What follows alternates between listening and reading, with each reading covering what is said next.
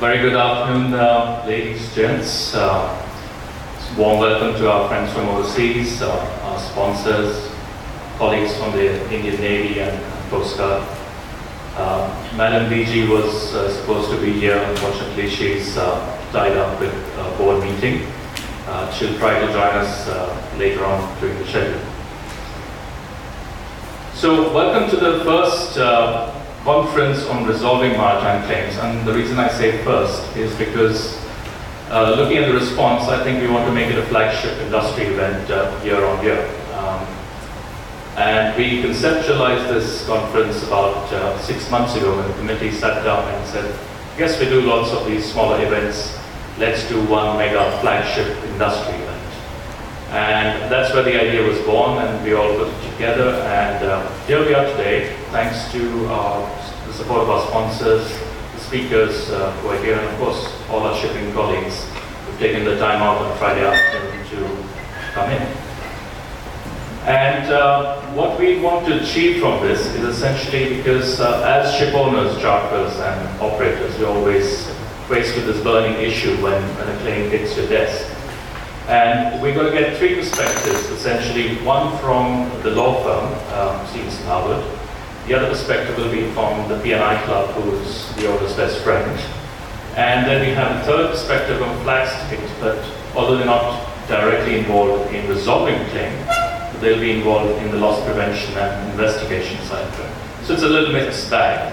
And hopefully during these sessions we also gain some knowledge, and if and when there is a claim, we are better equipped. For those who don't know much about the Nautical Institute already, what I'm going to do is give a very short presentation on what the Institute is about and what we do. So we're all volunteers in this exercise, and essentially everyone's got a day job, and we as committee members of the Institute get together, organize these events, and spread the name. Essentially, it is a NGO with consultative status at the IMO, headquartered in London, and we have about 50 odd branches worldwide.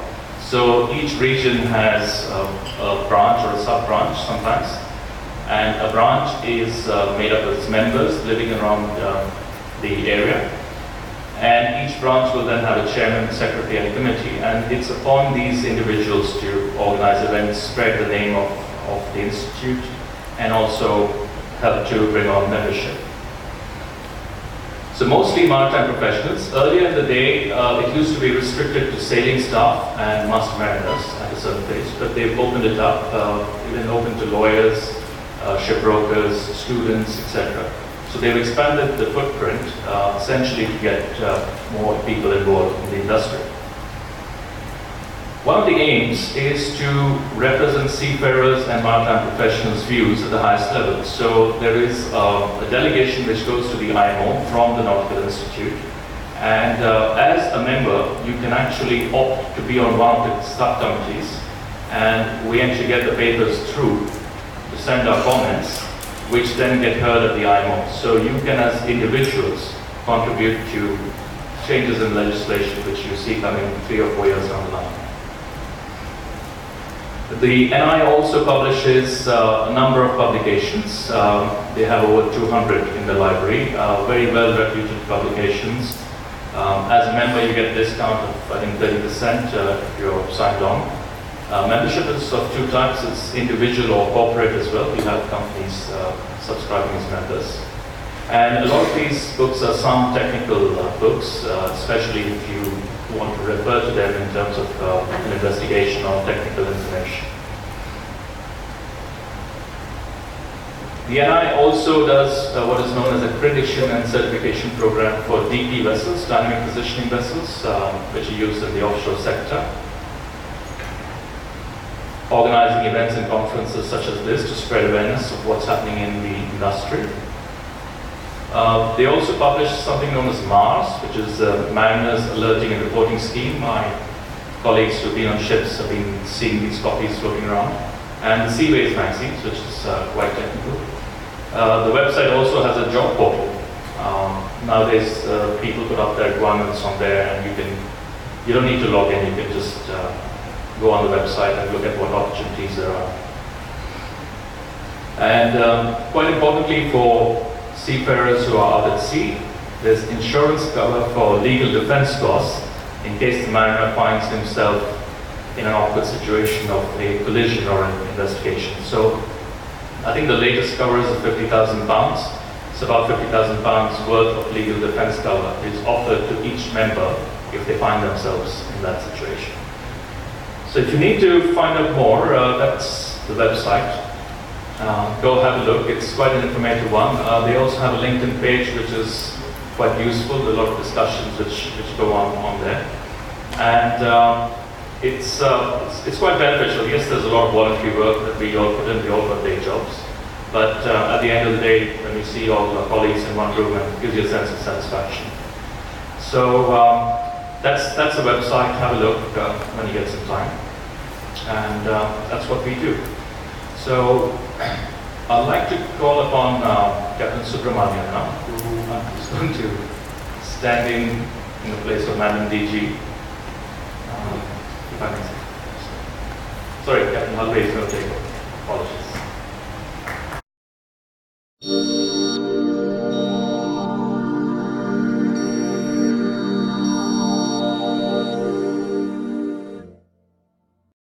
Don't have one. So I said, no, we have one. Who can be a better chief guest than our own teacher, Captain Subramaniam, who is the fellow of the Nautical Institute, a fellow of the Company of Master Mariners, former chairman of this chapter of the Nautical Institute, previous master of the Company of Master Mariners. There are far too many hats that he has worn for me to say here. So may I request Captain Subramaniam to come up, please, and address the captain.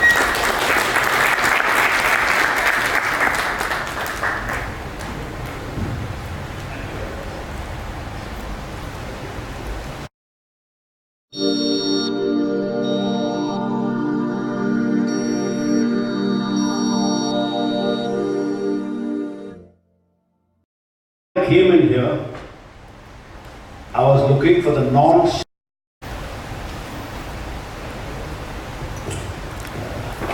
Very good afternoon, ladies, gents. Warm welcome to our friends from overseas, our sponsors, colleagues from the Indian Navy and Coast Guard.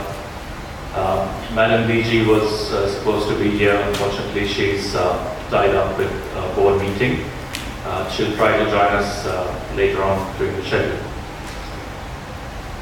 So, welcome to the first conference on resolving maritime claims. And the reason I say first is because looking at the response, I think we want to make it a flagship industry event year on year.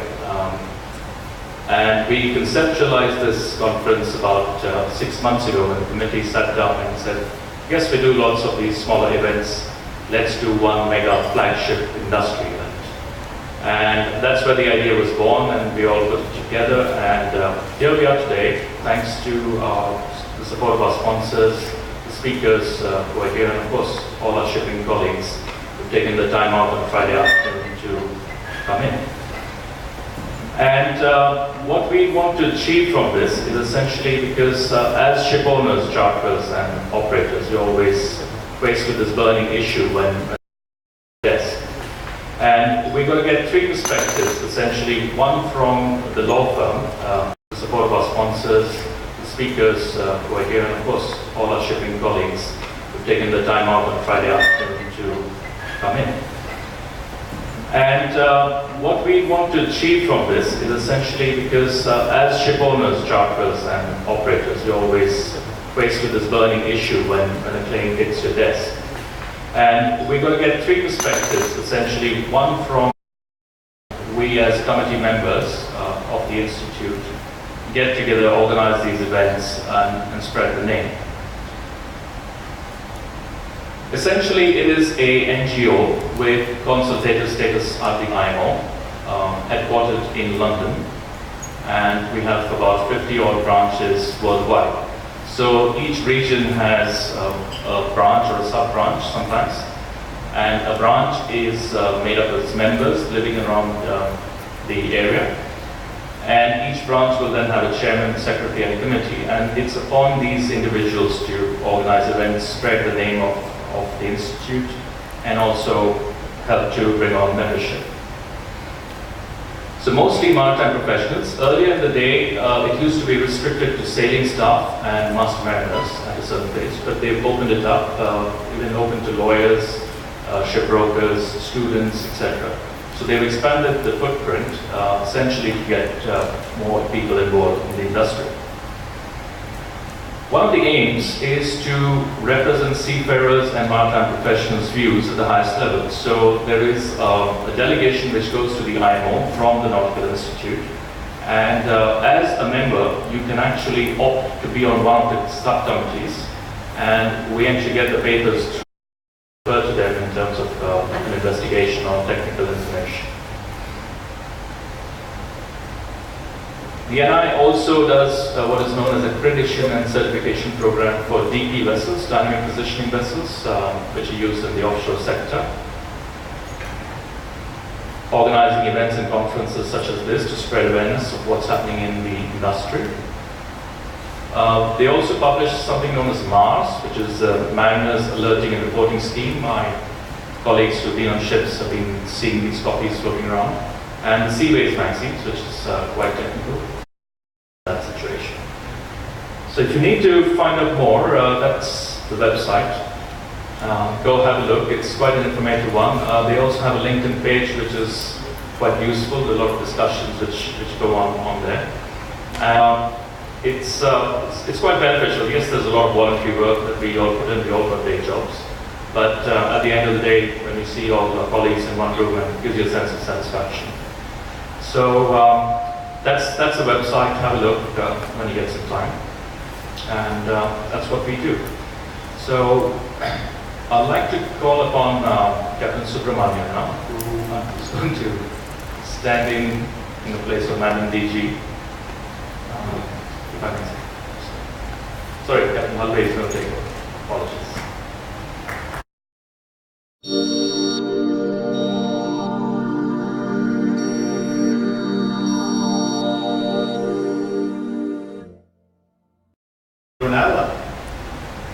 So I said, no, we have one.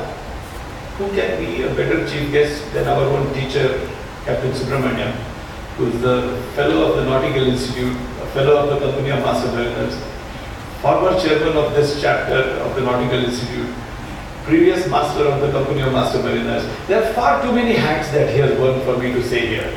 So may I request Captain Subramanian to come up, please, and address the captain.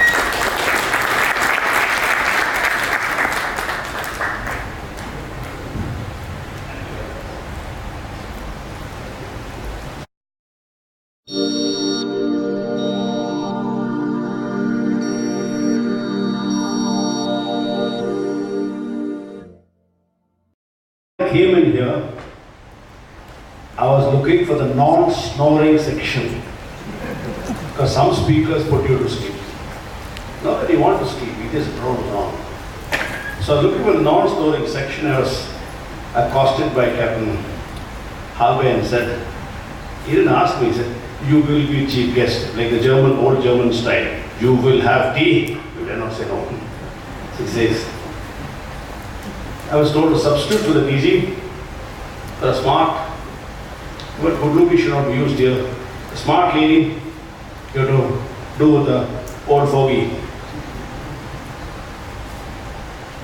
I think I was chosen for 3 reasons. 2 of them he said already past chairman of the institute, etc.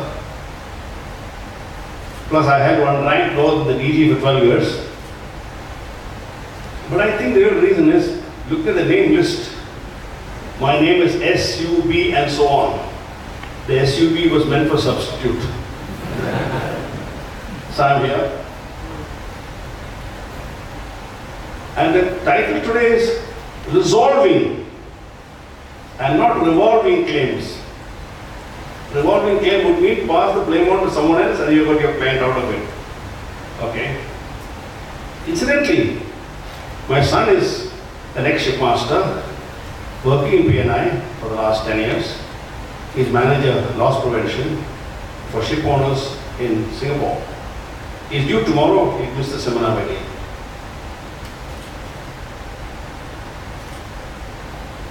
Loss prevention. We have been conducting loss prevention seminars of various types every year. And we have been involving the Merchant Navy, the Indian Navy, the Coast Guard actively, and the government officials in the ministry also, our DG stream. And the seminars have been a great success. We believe in continuous professional development. So we try to involve as many speakers as possible different, and the theme of each seminar is according to the topic of the day. Loss prevention. No accident, no loss. Most of you out of a job. But accidents have to happen. They do happen. We got to have investigation, analysis, mitigation, and resolution of claims. And small accidents cause large claims. And I'm preaching to the converted in some case, but there are some people here who don't know exactly what I'm saying. So, a small accident, a small boat, a small ship can cause such big accidents. He collides with the VLCC right on the side and causes a gash on the side. One tank, 20,000 tons of oil out. Enough. So even a small ship is a potential risk. It's not that, oh, I'm not small ship, it's okay.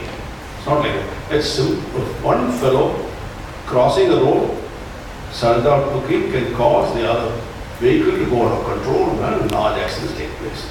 Why? Or open the door without looking. So loss prevention is a very serious matter. And how to do loss prevention? First of all, there's a cartoon overseas. A chap is falling off a roof of some building. The chap rushing with the net to hold him. He's the insurance agent. Because his insurance company shouldn't pay, he wants to save him at least.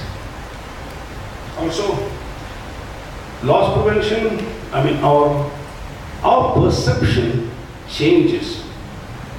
Ships are always targeted as evil. The whipping boy. Imagine that aircraft. The captain had a problem and he brought his plane down in the Hudson River. He was a hero. A total hero. Agree.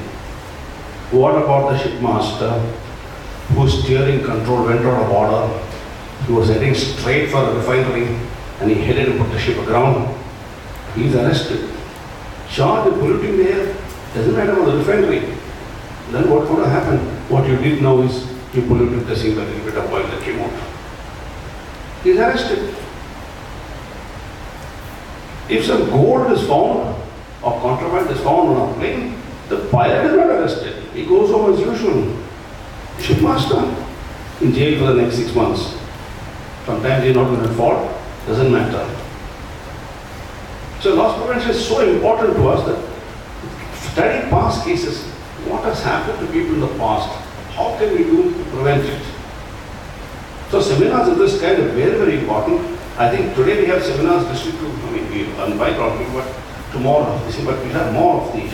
People aspiring to shipmasters, master certificates, or even those who just got it, or those in command or training, to know what happened to others.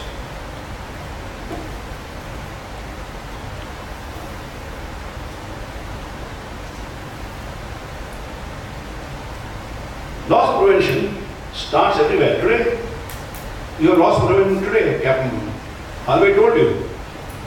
He said, please put your phones on silent. That is a loss prevention statement because you're going to lose your phone. Your phone could be confiscated by your phone ringing here. He didn't say that. I had said that when I was company mastermind as chairman. I told them in monthly meetings, if the phone rings, you have to pay for the drinks that evening. Finding sponsors is more difficult than finding a speaker there. So, very next meeting, I was introducing the speaker, my phone rang. And my daughter in Bombay said, hello dad. That cost me 2,000 rupees. That is because this happened 20 years ago and liquor was cheaper and the speaker was not so popular. There were only 20-25 guys sitting in the audience. So I got away cheap. Then I made modified that said, it was announced before that the phone should be put on silent. Then that person is not forgotten, he has committed a misdemeanor. So gentlemen, loss prevention starts everywhere. It's very important. Every small thing. I mean, somebody gives you a cup of tea. You don't owe the computer for heaven's sake. Get that side. If the cup slips hand to the computer, come this way. That small thing. Putting a phone on charge. Going out for a walk. Never leave a phone on charge when you're not there. People don't say all that.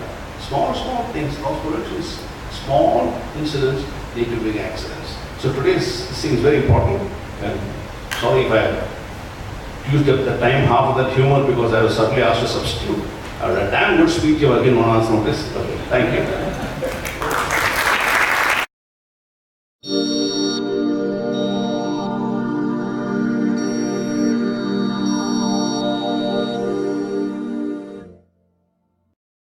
My company association before I retired goes back to 1984.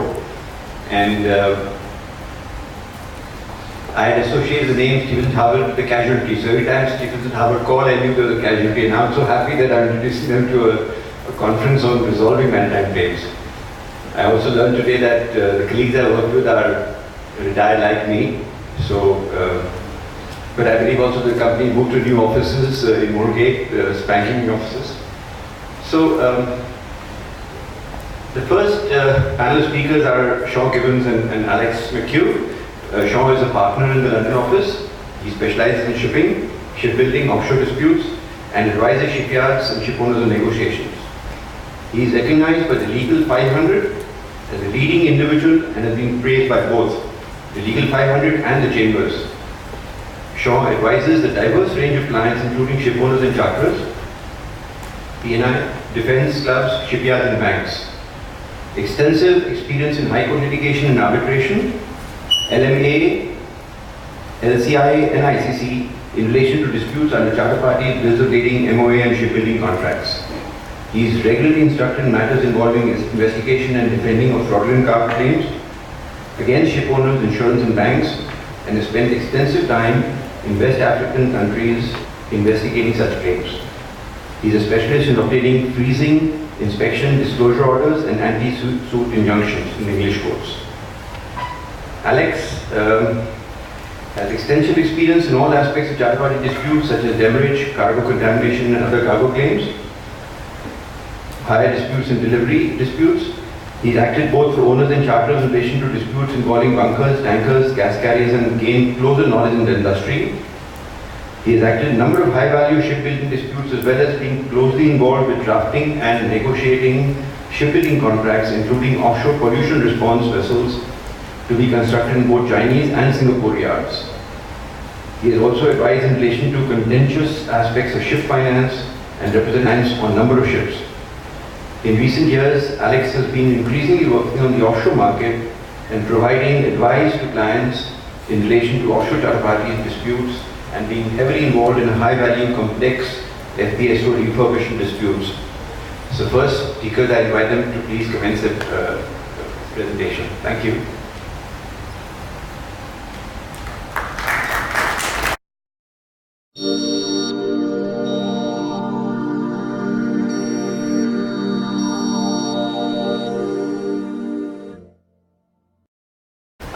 I think we've been working in India I've been working in about 15 years. We have many new clients and friends. And I just thought I'd mention on a very personal level, it's quite poignant to be back here this week for me, because I was actually caught up in the terrible events 10 years ago in the Oberoi Hotel, which was obviously a dreadful experience. I was very lucky because I managed to get out very quickly, within the first hour, killed that day from our Singapore office. So it's quite a poignant time to be here 10 years on. I just thought I should mention that. What we'd like to do in this first presentation is just to give you a flavour of the type of claims and issues that we deal with, not necessarily on a day-to-day basis, and the case study that we have put to you you contains quite a few issues that don't arise on every case. So it's got a few things in there. But what we thought we would do is just try to give a flavour of the type of work we do and the type of disputes we deal with. This is a cargo claim that was developed with a few other issues arising. So what I'd like to do, I'd like to ask Alex to come and just explain the background of the case study, and then we will chop and change and deal with certain issues as they arise during the study. So Alex, thank you very much.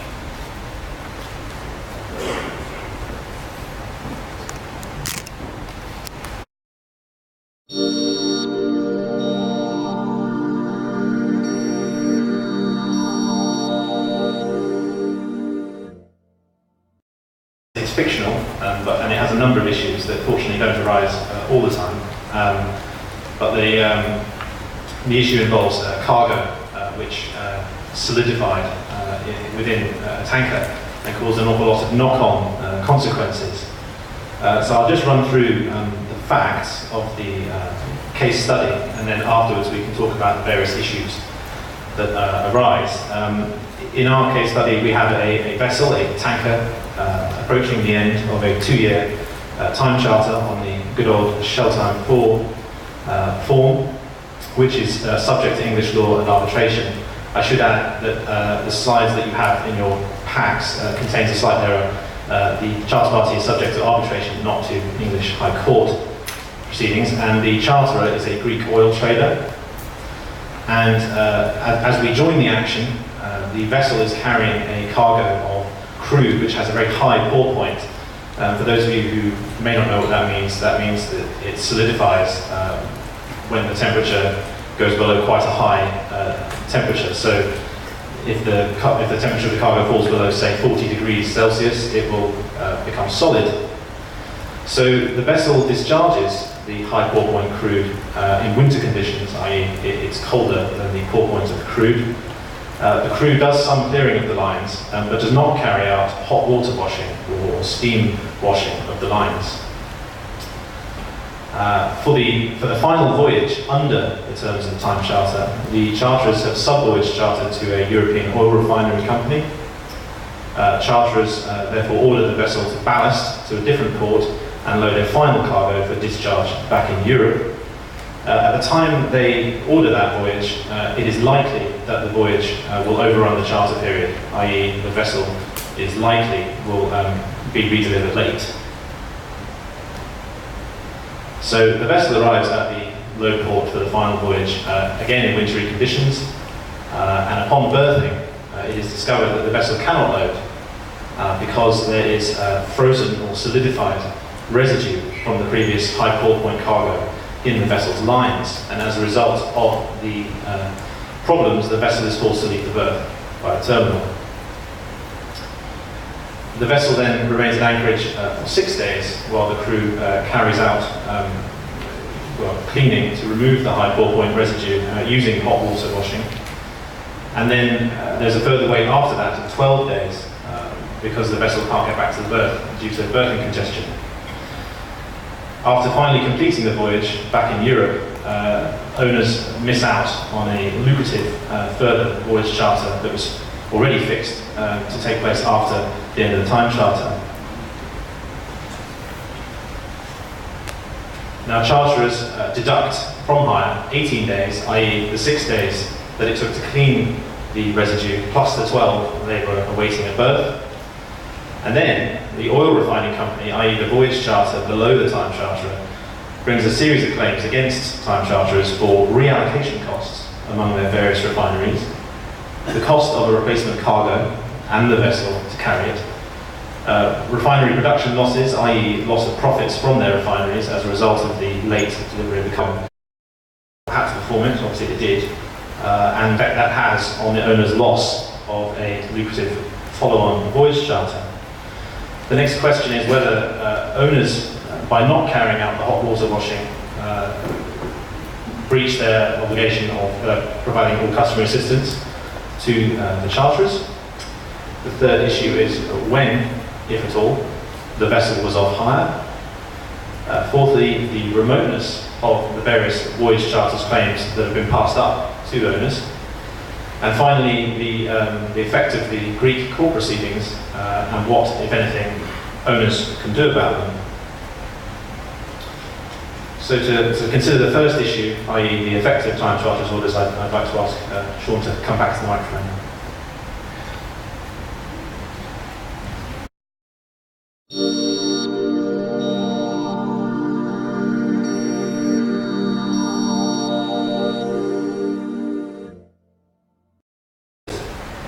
So there will be orders that can reasonably be expected to complete a voyage in time to allow the ship to be redelivered on time. And a voyage order which the ship cannot reasonably be expected to perform without going beyond the charter period will be an illegitimate order, and the owners are entitled to refuse to perform that order. So the relevant test is whether the final voyage can reasonably be expected to finish in time to permit a timely redelivery of the ship at the end. If it can, the voyage is legitimate, and if not, it's illegitimate, and there are various consequences arise as a result, as we'll see.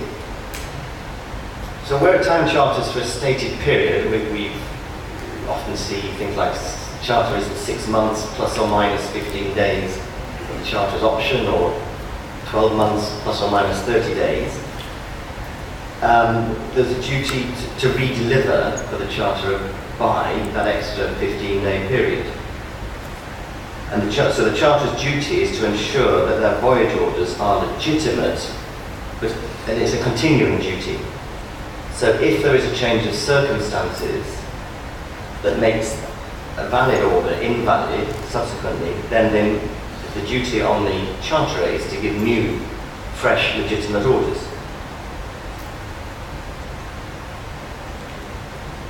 So if the point there is, if at the time such orders are given, they appear to be valid in the sense that the employment ordered can reasonably be expected to allow redelivery by the end of the charter period, the owners cannot reject those orders.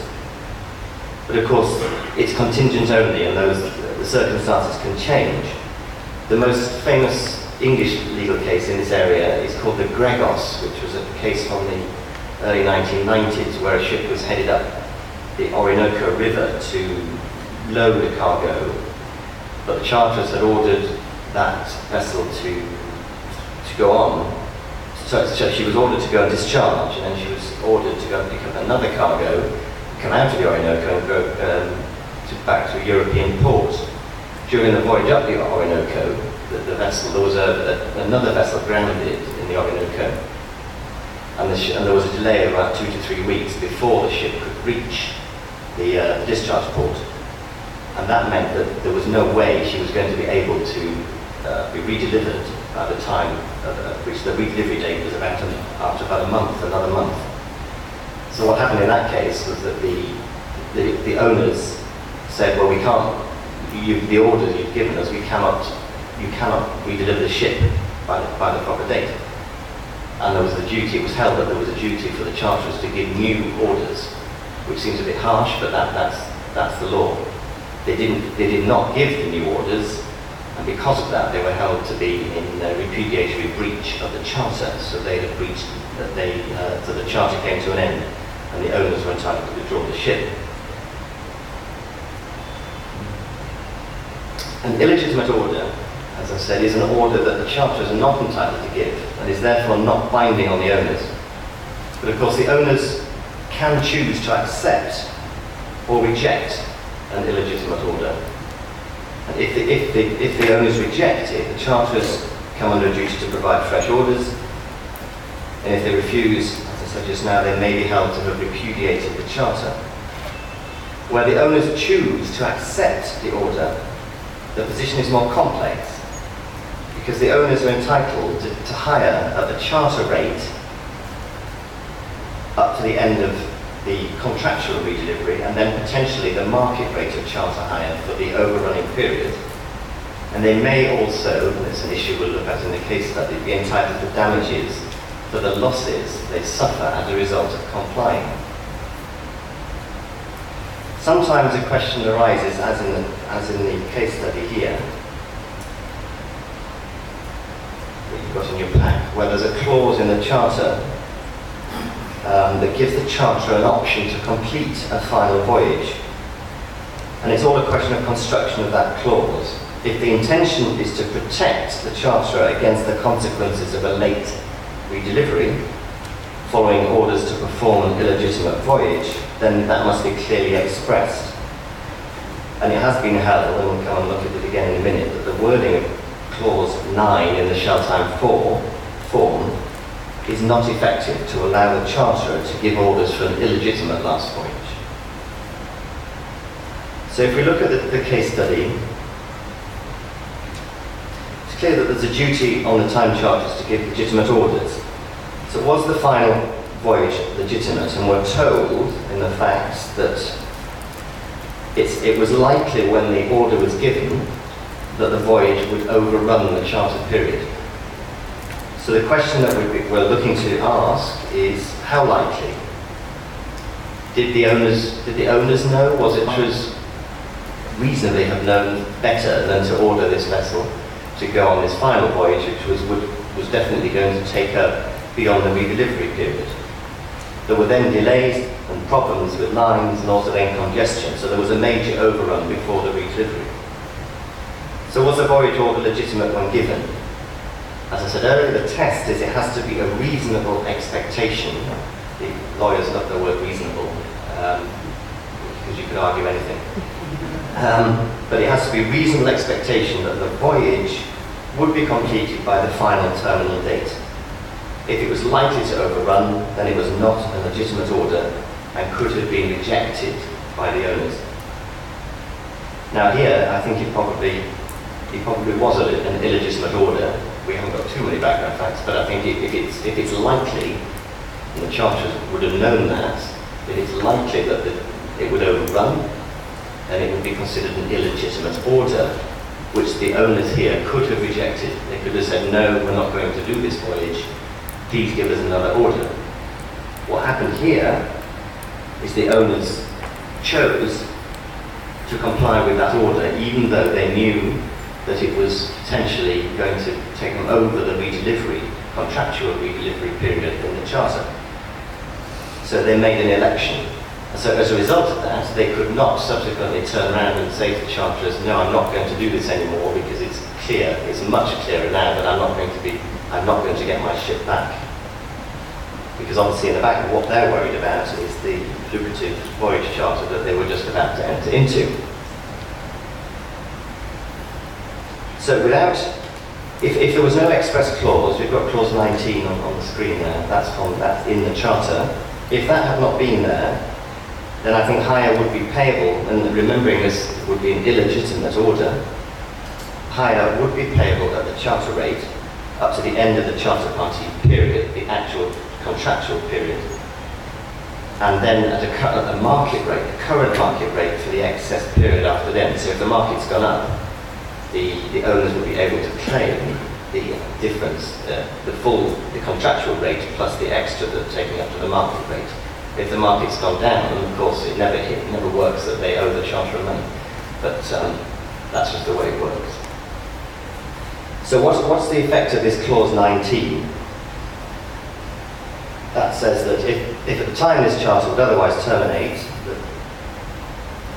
the vessel is on a laden voyage, charterers shall continue to have the use of the vessel at the same rate and conditions as stand herein for as long as necessary to complete the laden voyage and return to a port of redelivery.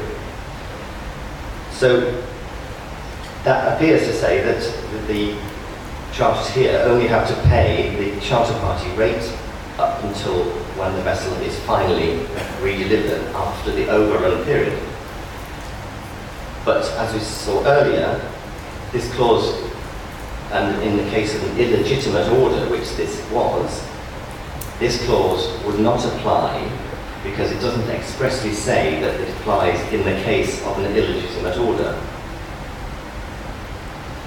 So,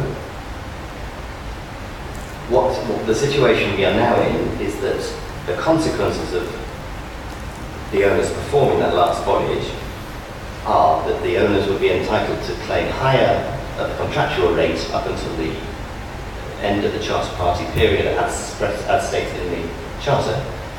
they will be able to claim a market hire rate for the overrunning period.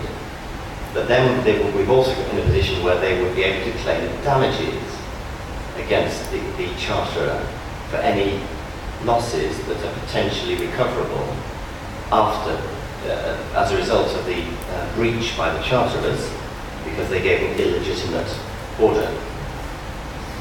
That seems harsh on the charterers because the owners knew that they were accepting an illegitimate order.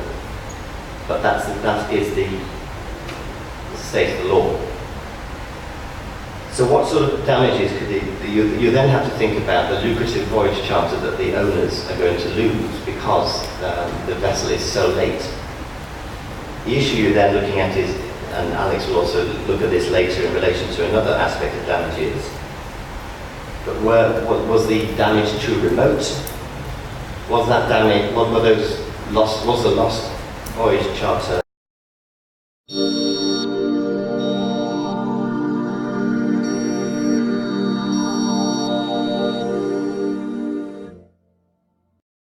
in the reasonable contemplation of the parties?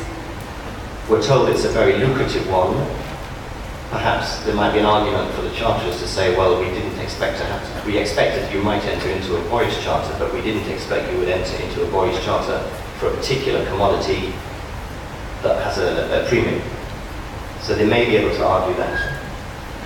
But I think here they would be entitled, the owners, to claim damages from the charterers for the sum of the lost voyage charter party profit that the owners would have lost. In the meantime, if the ship, of course, is the final point on this aspect, the duty of mitigation. So the owners would be under a duty to mitigate any loss. So if they just sat back and say, well, we're not going to do anything for the next 4 months, because that was the length of the voyage charter, that wouldn't be acceptable. They would be under a duty to go back into the market to see what other business they could get. And if they can get business, then they would have to give allowance for that business that they do carry out against the damages that they're claiming from the charter. So that's the first, was to the first point. So I think it is an illegitimate voyage order, which unfortunately means that the charterers are looking at a sizable claim against them because they breached the charter by giving an illegitimate order. So if we move on to the next section, Alex again, thank you.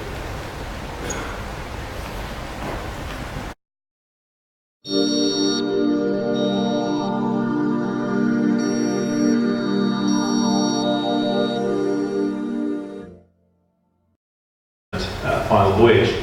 I'm now going to move on to circumstances where potentially the owner has been a little bit naughty by not providing the services that he should. Customary assistance is specifically referred to in Shell Time in clause 2B2, which says that owners guarantee that throughout the charter service, the master shall, with the vessel's officers and crew, unless otherwise ordered by charterers, it's hard to see why charterers would ever order that, render all customary assistance. And this builds on, or at least complements, owner's obligation under clause 3A to, throughout the charter service, exercise due diligence to maintain or restore the vessel to an efficient working state. Due diligence is another term beloved of lawyers. It is flexible. It is all about reasonableness. Essentially, taken together, what these requirements mean is that if the vessel gets into a condition where she is no longer in an efficient state to carry out the charter service, the owner has a duty within a reasonable time to take reasonable steps to return her to an efficient state. Now, assuming the charterer's use of the vessel has allowed them to do that, of course, if the charterer's orders have meant that they can't, then owners possibly have a defence. There is case law authority, the lead hire, that the due diligence obligations does cover things like tank cleaning, which I would say, by analogy, includes the lines as well as the tanks. We know on the facts or at least we can assume that the crew were aware of the properties of the high pour point cargo and what was going to happen to that cargo if it was left sitting in the lines. It was going to solidify. We can also, I think, assume that the crew would have been capable of carrying out the hot water washing either at the discharge port or perhaps on the ballast voyage. Although potentially owners could argue that because it took 6 days to actually do the cleaning, they might not have been able to. So the question is, were they under an obligation by their duty of due diligence and to provide customer assistance to use hot water washing to strip this residue out? As this is a case study, and we're not going to go to court or an arbitration, I can't tell you 100% what the answer to that is, but I think it is part of their obligation. I think when you're dealing with a cargo such as this, which you know is going to solidify, you know there's probably going to be some residues left, and you know that they're going to block all your lines, I think you probably do have an obligation to use reasonable endeavours to get that out. And I think hot water washing is within their capabilities, so I think they should have done it. So I'd be interested if anyone is here who works with tankers and has cargoes like this, perhaps afterwards what they think. I would have thought that they do have an obligation. Which comes to the second question, where potentially owners' failures are going to cause them problems, which is off-hire. Shell Time 4 has a very comprehensive off-hire clause. It's clause 21. And the key parts are whether there is a breakdown of machinery, boilers or other parts of the vessel or equipment, and I think we can presume that that would encompass a situation where the lines are blocked, because obviously you can't load or discharge in those circumstances, or any other similar cause preventing the efficient working of the vessel. Then the vessel shall be off-hire from the commencement of such loss of time until she is again ready in an efficient state to resume her service. And here's a key point, from a position not less favourable to charterers than that at which the loss of time commenced. And I should add, by the way, that one thing that you always have to keep in mind is what is the service that is immediately required of the vessel. There is quite a bit of case law to suggest that what is the service required of the vessel can change, and sometimes in quite a surprising way. So, for example, there was a case where the vessel loaded a cargo of off-spec, I think it was butane, and everyone knew it was off-spec. And when they arrived at the next available until it gets back to a berth. So I would suggest that 12 further days is probably off-hire as well. There is case law on this. The Trade Nomad considers the operation of this precise clause quite comprehensively. And I think we can safely say that a different berth would have been no less favourable, but if you're just sitting in the anchorage waiting for a berth, I think you're in a position which is less favourable than being at berth to the charterers, so you're probably going to be on hire. So I would argue that all 18 days is off hire, but again, perhaps some owners would disagree with me about that. The final issue that I'm going to cover before I hand back to Sean is the question of remoteness. So, assuming that owners have reached their customary assistance obligations or their due diligence obligations, you've got to reach a contract by owners, and you've now got all these claims coming from an oil refinery, a voyage charterer below the time charterer, who owners have no, let's assume owners have no contract with, don't even know who they are. And suddenly they're bringing all these claims to do with their refinery against owners. You've got several questions. The first question is whether owners' breach of contract caused the loss. And I think, for purposes of this case study, we can presume that they can show that it causes the loss because they didn't get the cargo in time and they had to do whatever you have to do as a refinery whenever you don't get your cargo on time. But the key question is whether owners assume responsibility for losses like that. And I do query whether owners have assumed responsibility for something like that. It seems quite outside of the world of a ship owner to know about the ins and outs of how refineries operate and what they might have to do. And when they contracted with the charterers, and that's the key point you have to consider, at the time they contracted, so 2 years before this all happened, they really contemplate taking on the risk of potentially counterparties voyaging chartered to a refinery and then coming up with millions of dollars worth of claims. I would suggest not. And obviously it's going to be a question of evidence. I mean, if, for example, I don't know, at the time that they entered into the time charter, charterers had said, oh, by the way, just so you know, we're going to be voyage chartering lots of refineries, so you know, there's going to be a lot of problems if you don't deliver things on time. Possibly, charterers could argue the owners did contemplate losses like that, but absent that, absent any evidence of that, I think you're going to struggle. And it's important to remember that the normal measure of damages for a short or late delivery is simply the cost of obtaining an equivalent cargo at the place of delivery at the time it should have been delivered, less the value of the cargo that actually was delivered. So how does that work when you've got all these claims? So, okay, first of all, short cargo. I think that's understandable. I can see why owners would have taken on the risk for a short cargo. They've reached their charter, the cargo's got lost somewhere, probably as part of the cleaning, possibly. So I think short cargo is understandable and possibly not too remote. The replacement vessel and the replacement cargo and the vessel that carried it is a slightly more difficult area, possibly, I would say. I could see that.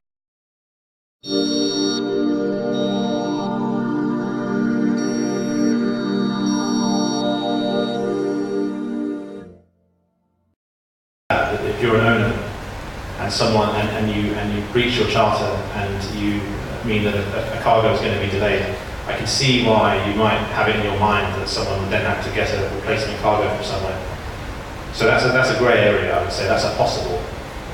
But reallocation costs, the refinery shunting around quantities of cargo from refinery to refinery and then charging tens of thousands or hundreds of thousands or even millions of dollars for doing that in order to keep production going. I struggle to see how an owner would have contemplated that. And the same thing for production losses, loss of profits from the refinery not being able to operate because it didn't have the cargo. I don't think that would have been within owners' contemplation when they entered into the time charter. And therefore I think that is probably going to be too remote from the owner's point of view. However, of course, the voyage charterer is suing the time charterer, and the time charterer is, as I mentioned at the start, an oil trader. So it is possible that when you're the charterer, you would have had this sort of thing in your mind. So the nightmare scenario for the charterer is that he might get caught in the middle on some of these claims. He might be liable for some of these ones that are too remote for owners, so he won't get his money back. So even though owners have breached the charter, possibly, time charterers are going to have to pay for it, facing the oil refinery. But in the best traditions of being a lawyer, there are arguments either way. So I'm sure if this was a real case, they'd still try and argue it. Okay, I think there's only one more issue to cover, and that's the Greek court proceedings, so I shall hand over to Sean.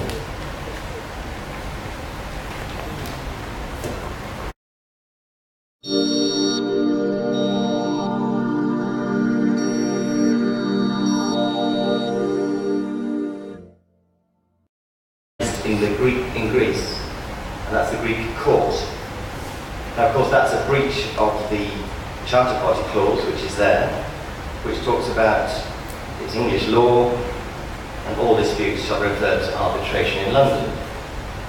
So, this often happens. Clients contact us and say, well, what, they've started proceedings in Sierra Leone or something like that, or anywhere unusual, and there's immediate panic because they're worried that they think they won't get their case and jurisdictions, they won't get their case properly put, and arguments will not be properly addressed. In India, it's the same thing. The legal profession, the judiciary is sensible, and arguments are properly put, but there are. I mentioned earlier on my CV, I spent a lot of time in the 1990s involved in West Africa investigating fraudulent claims in in West Africa containing claims. And there's certainly jurisdictions there where you're not always sure that you're going to get justice, really, and that things happen. I don't need to say more, but so that this does happen. Here, because we've got proceedings in Greece, now Greece is obviously part of the EU, so that's the immediate consideration. What often we suggest to clients is that, well, you could try to go for what's called an anti-suit injunction. An anti-suit injunction is an order that the English courts are prepared to give in circumstances like this, where there's a clear clause saying the party should go to arbitration in London. And the anti-suit injunction says is a direction that the party who's started proceedings in a foreign court should stop those proceedings, and the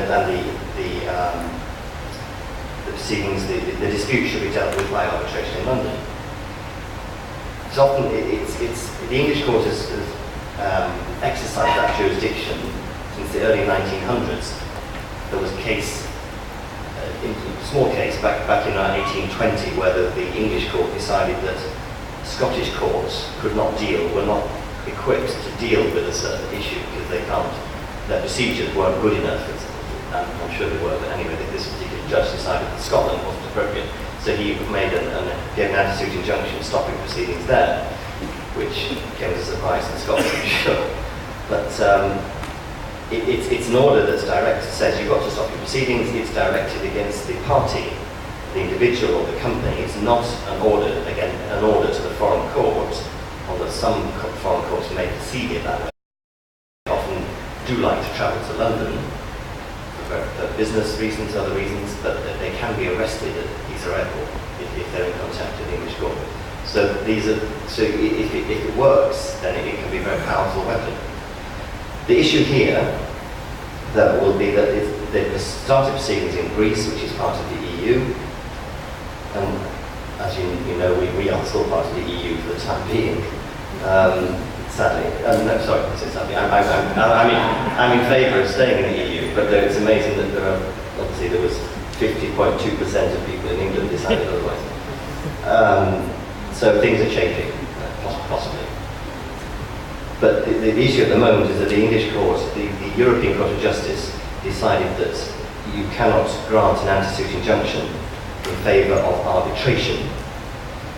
Two ways. You can't get an anti-suit injunction in favour of arbitration proceedings that are going on in the contract in London, and also if there are court proceedings started in another country for court proceedings. So, and that was a case called the Front Comore, was arbitration related. So what would happen here is that you would not be able to prevent the Greek court by way of an injunction.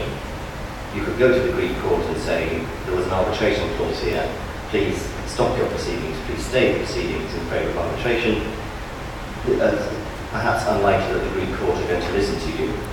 And there are some courts in Europe that might listen, but places like Greece, Belgium, we've had experience of, are not keen on this. The idea that the English court, if you start proceedings in that jurisdiction, they should stay there, is what they think. We mentioned the Brussels regulation, that was the old Brussels Convention.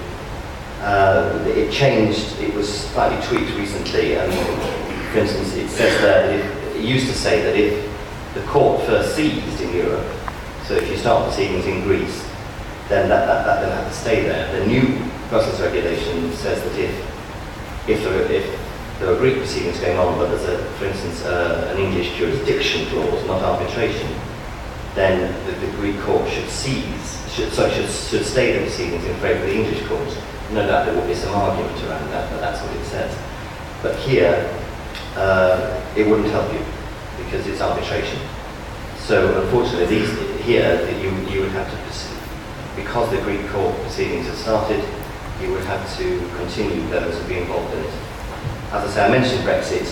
At the moment, because we're leaving, that may change, but even with the standstill agreement we're not going to leave immediately.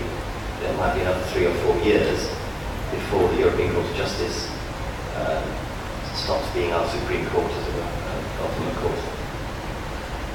So there's a lot in that presentation. I hope it was useful, just to give you a flavour of the type of issues that arise, as I say, not necessarily in one case always, but the sort of things we deal with when disputes arise. I think we're very happy to answer some questions. I think maybe at the end is what, there's a panel discussion at the end, but please do ask us questions during the break if you want to. So thank you. Thank you very much.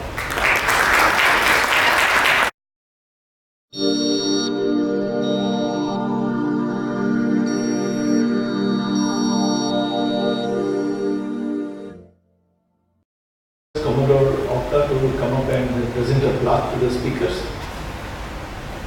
It's a token of our appreciation, sir.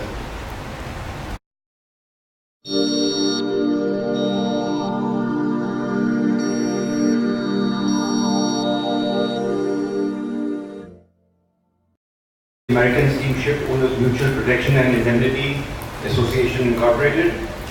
He is dual qualified solicitor in England and Hong Kong and over 15 years of experience as a shipping lawyer. Most recently gained in the Shanghai branch at the leading international shipping law firm. He previously worked as an in-house counsel to a large shipping and trading company in Hong Kong, having started his career after qualifying as a solicitor in London, with well-known London maritime commercial lawyers. He has lived and worked in Hong Kong and China for the past 12 years, and I think he's an epitome of the maritime industry. You have a Greek name, working for an American company in China. Dimitri.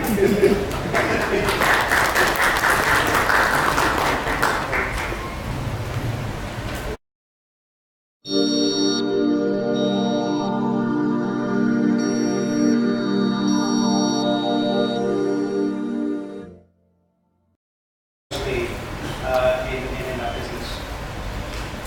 The topic I want to speak to you about today fits in very well with the previous and subsequent presentations. It relates to how P&I clubs handle claims on behalf of their members.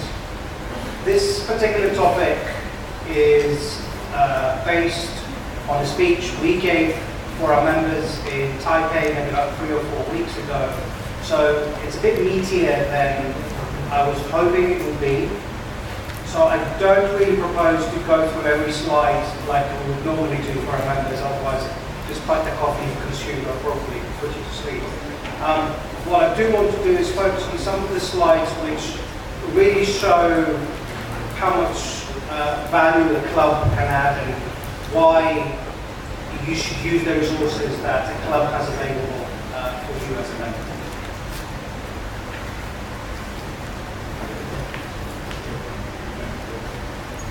Okay, so there's a quick note here just to remind you why it is vital for you to take advantage of the club's expertise. There's some bullet points there. I won't go through everything. It just shows you what the club can assist you with early on in the process. In this slide here, we have a look at the steps that need to be taken following an incident. In the presentation, we'll focus on cargo incidents and crew incidents, but these steps apply to all incidents that you may need to notify to your P&I club. I don't think it's an overstatement to say that of all these strategic steps in this and the subsequent slides, the most important one is the first one. Unless there's an early notification of an incident, any incident, unless that lead domino falls, none of the others can follow. We can't really help and execute any of the other steps unless we're timely notified of something happening. I think the general principle really is, if in doubt, just notify your club. I have never heard of any club complaining about being notified about something they don't cover. Usually it's the reverse. And of course, this is so important that any club you speak to will point you to a rule that it has that unless you notify a claim early on, it has the opportunity to reserve cover. So here are some more of these steps that need to be taken following an incident. And here is a theoretical crew incident and what we, together with our members, would do in case of a personal injury, illness, or even death of a crew member. Because you have the slides, I'm not going to go through every bullet point in the slide. I'll leave them up for a bit so you can read them, but they're all, I think, in your pack anyway, so there really is no point to be kind of staying on in each of these slides. This is what we would do in the case of an incident involving a third party, like a stevedore or a longshoreman, supercargoes sent on charters. And the next slide is some more about third parties. So this is a case study. We will call the vessel the Abandoned. This case study is based on an actual instance that we handled out of the club's Shanghai office throughout the first half almost of 2018. The factual matrix is on the slide. Effectively, it's a case of abandonment where the MLC, as it now applies, bites and a club is obliged to intervene. If that was just the case, then it wouldn't be a particularly complicated matter. Unfortunately, it's sad that some ship owners will abandon the crew and not pay them wages, and then leave them be, in this case in Joseph's shipyard, for a number of months without fresh water supplies or even shore power. But that in itself is not necessarily that difficult to deal with. The crew incidents that complicated this matter, you'll see them in a minute. And these are the ones that really make our life and the life of the seafarers on board difficult.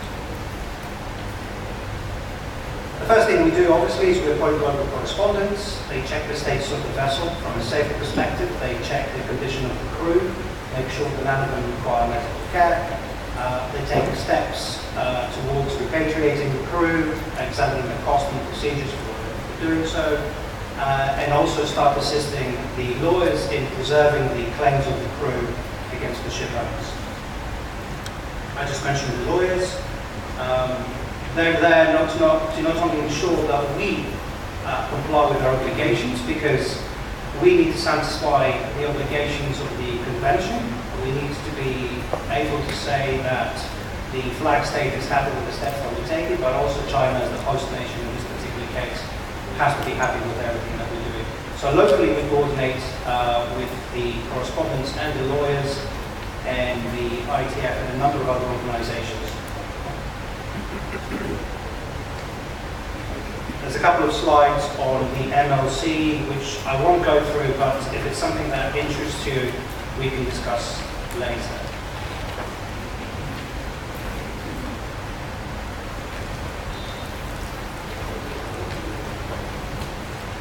This slide and the next one is the one you need to look at, because it lists the problems that we had to resolve as a club. Some of the problems are routine in that if the owner hasn't paid for the upkeep of the vessel, then no one's prepared to provide shore power. The seafarers obviously didn't have visas. In this case, the crew member's passports were held by the agent because he hadn't been paid. The vessel was under arrest, but that's again not much of a problem. The strangest problem we had in this case is that for a number of months the crew didn't want to be repatriated. It's not something we could understand, or anyone could understand for that matter.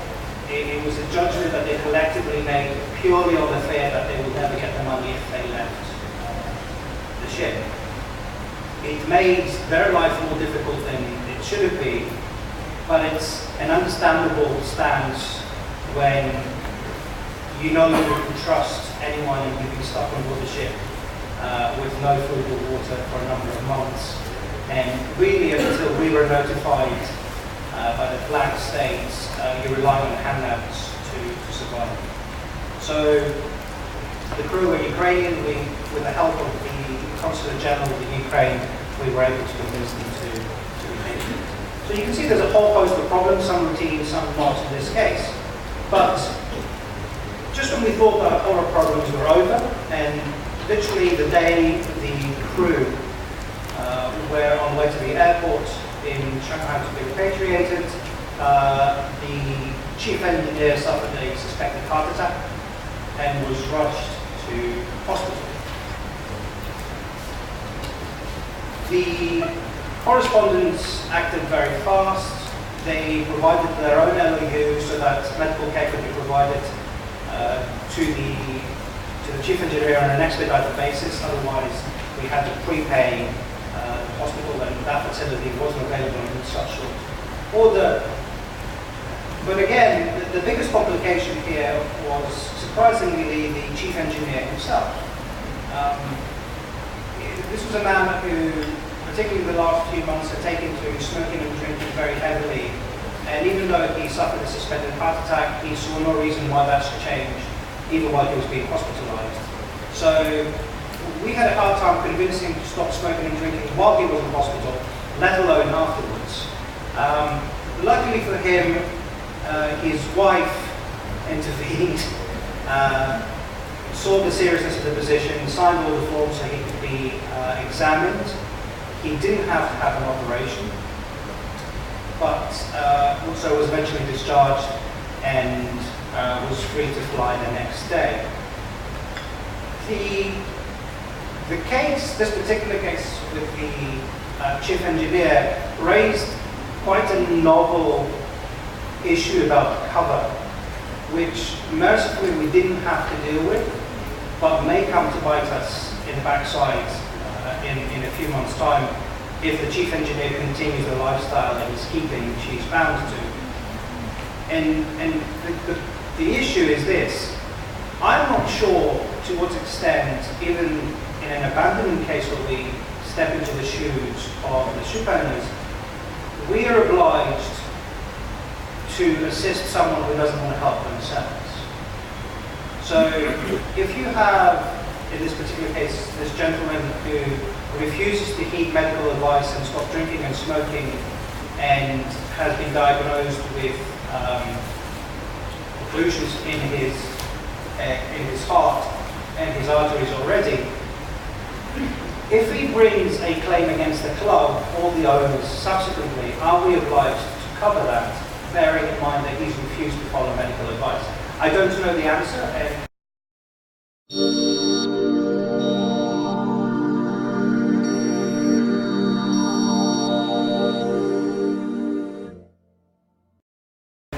I'm touching wood that I don't have to find it, but I suspect this may come back to us very soon. The second incident which occurred, and is the truly sad one, is what happened to the master of the vessel while he was on board. The crew effectively ganged up on him. He was the sole focus of their attention, and he was held to be responsible for all their ills. So he was subjected to some physical violence, but mostly emotional and psychological violence, including threats to his own family. He was perceived to be the agent of the owners, and that he was acting on their instructions, even though he was stuck in the same circumstances as they were. He was a very diligent man, as most masters are. He chose to ignore his own well-being for the sake of his crew. He didn't seek any medical advice when he was asked whether he has any concerns about his own health, as all the crew were. He didn't mention anything. But the problem was that as a result of the stress, he developed ultimately a brain tumor, which was only diagnosed when he returned back to the Ukraine.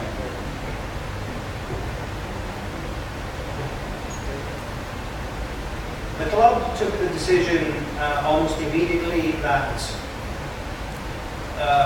whatever medical expenses the master needed and will continue to need and is actually needing to this day, they will be provided. To be honest with you, the decision was made,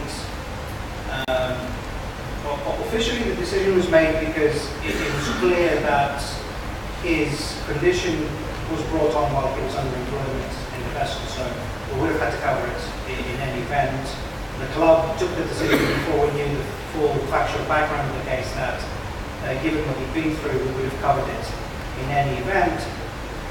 But we had the extra complication of the MLC, which was new in these circumstances, so we had to obtain legal advice to confirm that what we were doing was actually supported by the convention. Like I said, we would have done it anyway, but it was nice to have a legal advice in place to support us. I now move to the second case study, which is the cargo claim. So it's slightly less alarming circumstances than the one we just covered. Although it's a soybean claim, so if any of you have been exposed to soybean claims, you should have alarm bells ringing already. And until the one issue I will mention later, there really wasn't anything extraordinary about the case itself. Most soybean claims actually are not particularly complex. The values tend to be quite high because of the value of the cargo and the size of the ships that carry them from the Americas to China. But the cases are not particularly complex themselves. That means that we as a club and most clubs really have a standard checklist of the things that need to be done and strategies that need to be followed when we're notified of a soybean claim. I list those here, and you can have a quick look. It's pretty much what you would expect. There are a few slides that I'm not going to go through, but you can have a look at your leisure. I'm going into some detail about the case itself, which I don't think is that important at this stage. We did issue a club LOU. Again, this is not particularly unusual. What was unusual in this case, and it just proves the point that if you know what to expect and line your ducks early on, you can strike very quickly when needed. In this case, we issued the club LOU on Christmas Eve out of the New York office. I was actually on the air at the time, so I couldn't go to China, even though obviously Christmas is not celebrated in China, so the office was open. But because everything had been lined up perfectly beforehand, it was very easy and quick for our New York office to do it on Christmas Eve. So that's not so much to praise us for issuing an LOU on Christmas Eve, but to make sure that whoever you work with has to have everything well prepared in advance, and you have to pick someone who's got experience in these types of claims because they can anticipate what's going to come and be ready for it before you do most of the times. There follow some slides on the claim itself, which I'm not going to go through. The defences might be of interest to some of you who are more on the legal side of things in-house, but I will leave those up for you to look at, and you can look at them in your pack as well.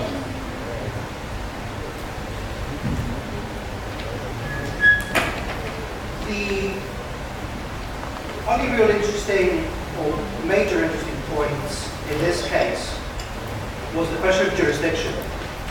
The bills of lading actually incorporated the Charter Party, which itself didn't have a jurisdiction clause. And it's something we're actually working with Stevens College in Shanghai to figure out how it is as per Charter Party dated, and then invariably that's never there, so you don't know what the Charter Party refers to. In this particular case, we very clearly knew which Charter Party to look to for law and jurisdiction, but lo and behold, there was no law and jurisdiction clause in the Charter Party. That in itself is obviously very unusual. It is explicable partly in this case because I think it was an in-house fiction note for cargo, so they weren't really expecting anything to happen, so it was back-to-back in-house terms from one cargo entity to the other. Our initial reaction was to, and I think that's what we can go for, is to ask the charterers to agree to English law and jurisdiction. But we do need to, before we do so, we need to be careful because of course we've got Chinese jurisdiction been involved, and you also have Brazilian jurisdiction from Argentina, if I remember, from low court.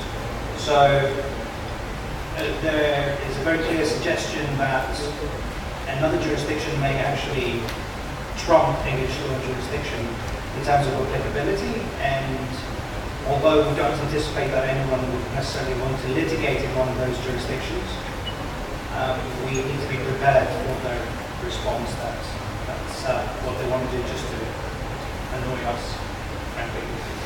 So maybe next year I'll tell you what happens on that front. Right, so that pretty much concludes my presentation. There's not much to say by way of conclusion other than the stuff that we've already covered. There really are just a few key elements that bind all claims of all types, and we've covered those in the beginning, and most of the points you've been able to pass through the examples that we've given. There are some interesting points that relate to the MLC, which was a bit outside the ambit of this particular presentation, but I'm happy to talk to you about later if you want. But for now, thank you very much for your attention, and I'll speak to you during the Q&A. Thank you.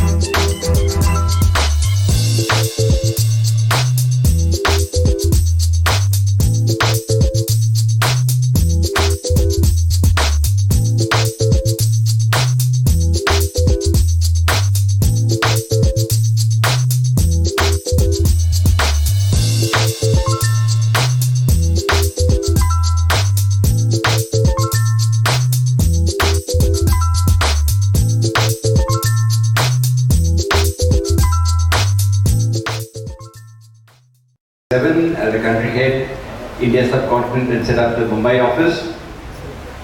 IRI and its affiliates are the maritime and corporate administrators for the Republic of Marshall Islands. We have many, has over 22 years experience at sea, including 8 years as master on tanker and a sail with leading tanker ownership companies. While with Tesla, he helped develop standards with regards to safety, quality and security. He lectured part-time at Maritime Institute in New Delhi, India, teaching tanker economics and tanker safety. That's a very wide perspective here. He's on the technical committee of Indian Register of Shipping and RENA. He's on the advisory board of various maritime committees, and he's a founder member of the Maritime Awareness Program Society, and naturally he's an avid golfer. Captain Many, sir.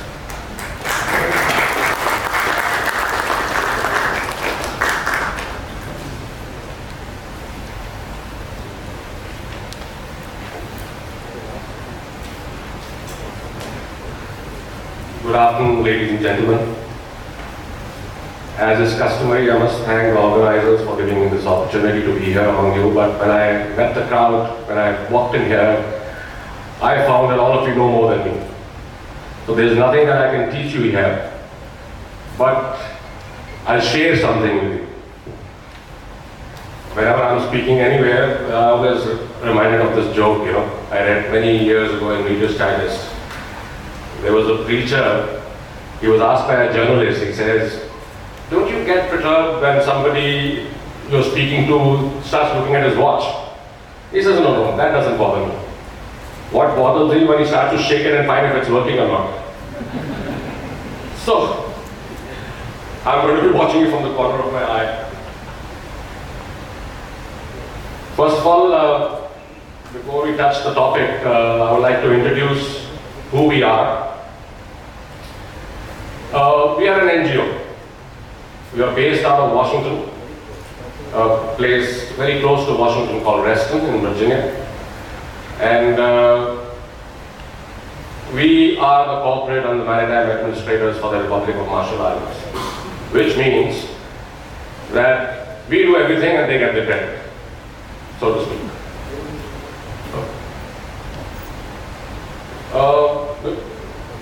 Just to let you know, we were founded in 1948.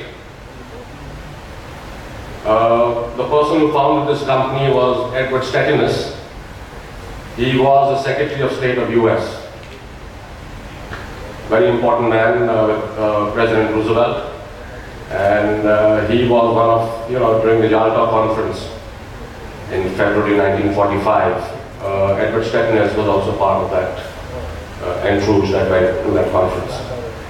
So he first saw the need for having an open registry where there were not many laws as compared to the national requirements, and where the business objectives of the ship owner would be met more friendly, let's put it that way. So we have about 28 offices across the globe. The Bombay office was formed in December 2007. And ours was the 15th office that we opened here. So we have named the offices in 3 regions, Region 1, Region 2 and Region 3 as the sun rises. So Region 1 is the whole of Asia up to Singapore. Then from India to Europe is Region 2, and then the Americas are Region 3.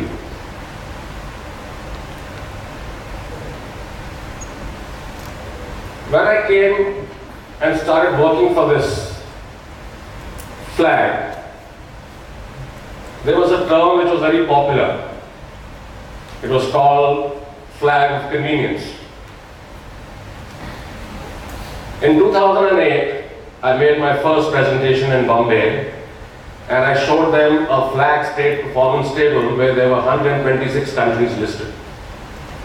This is a table which is created annually by independent bodies like BIMCO and ICS. And among 126 countries, there was only one flag. You see, this table has 15 criteria against which you are judged. In 2008, there was only one flag which did not have a black mark against any of these criteria. And that was an open registry, or flag of convenience. From that day onwards, I started to call FOC as the flag of compliance, rather than, yes, it is convenient, but it is also compliant. That is something you know. Traditionally, there is a traditional registry. Yeah, you have US, UK, India, Germany, Belgium. They are traditional registries. There are 3 types of registries that exist today. And they are bound by a lot of laws, a lot of inter-ministerial dialogue. Then there are the open registries, formerly known as the FOCs. Some of them I think still can be termed as FOCs, but most of them are flag and compliance today. And those are registries like ours, Marshall Islands, the Panama, Liberia, and all these. These are open registries. And then you have something called the hybrid. Hybrid is a combination of the traditional registry and an open registry, which means that they follow certain requirements of a traditional registry and certain requirements of an open registry. Some of the traditional registries, like Norway, also operate an open register. All of you who sail enough and who are from the maritime community, would know that NIS, for example, is an open registry, but Norway also has a traditional registry. So the idea of having an open registry is to take away all the red tape and allow you to meet the business objective of the owner at a very sound footing. So that's the 3 types of registries that you have. These are the top 10 flags today in the world in terms of numbers, and we calculate it in gross tons. As you can see, Panama is, this is an interesting slide for a lot of people here, I think.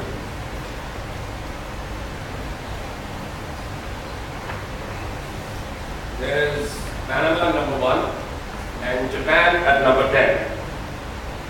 Marshall Islands is second. We have about 162 million gross tons flag with us, which is roughly about 4,500 ships. And as you can see, you have Liberia, then Hong Kong, Singapore. Just for your information, in 1948, when our company was formed, it was Liberia that we started to run. And we ran it for 52 years. Then we gave it away back to Lister. And then in 1988, we started to work with the Marshall Islands. So it was a great day for us in January 2016 when we overtook Liberia, as you can imagine. Just so this conference is happening in India, you should also know the amount of seafarers that work on board Marshall Island flagships. We have the second highest percentage, this is officers only, and we have second highest in terms of numbers, which roughly translates to 145,000 active seafarers on board the Marshall Island flag. So that's 21% of our total certificates that we have issued so far, and the Bombay office does that.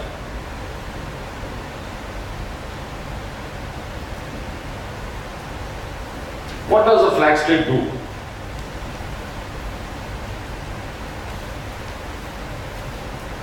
What the flag state does, or is supposed to do, is governed by UNCLOS 94.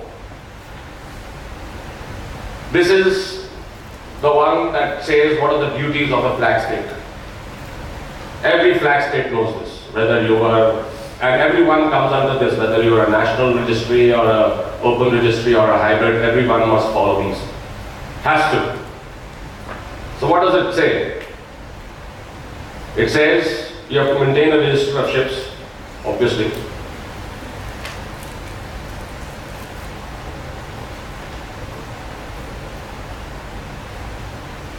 As far as the theme of this conference is concerned, the second last point, conduct investigations, is also a duty. It is not something that the flag state chooses to do because it likes to do, but it is part of the UNCLOS 94 duties of flag state. And the major maritime conventions in play today, I purposely put maritime labor conference convention on top because that is the most talked about these days. And but these are the major. There are many others, but these are the majors that I've listed on this for your knowledge. The MLC is also known as the Bill of Rights, Seafarers Bill of Rights, and it has many other aspects to it. What does you heard of the duties? Now let's come to the responsibilities. UNCLOS specifies duties. But what does a flag state impose on itself? A good flag state will impose these two things on itself. One is to act as a regulatory body because you are a flag state. And then the other important thing is also to provide a service. You can't keep hitting somebody on the back and not give them a cure.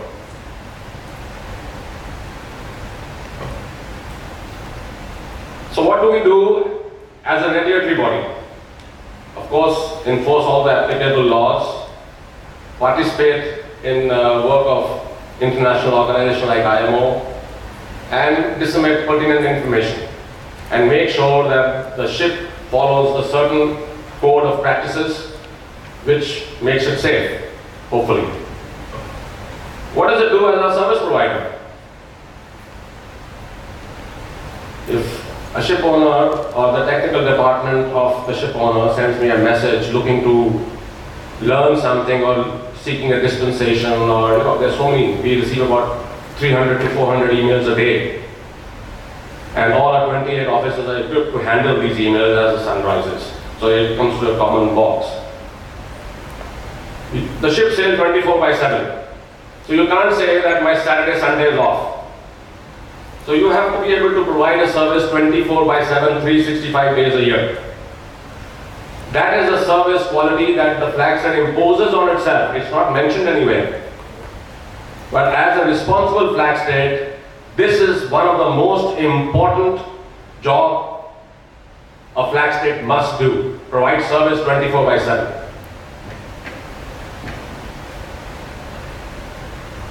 Again, for this conference, conduct quality casualty investigation. We will come to that. What is a claim? We've heard about from our previous two very good speakers about the nature of claims and case study, but what is a claim? It's a loss. When there is a claim, everybody loses. The ship owner loses, the seafarer loses, the environment loses, the insurance clubs, they lose. I know there is one winner, but I know all of you understand who the winner is when everyone else is losing.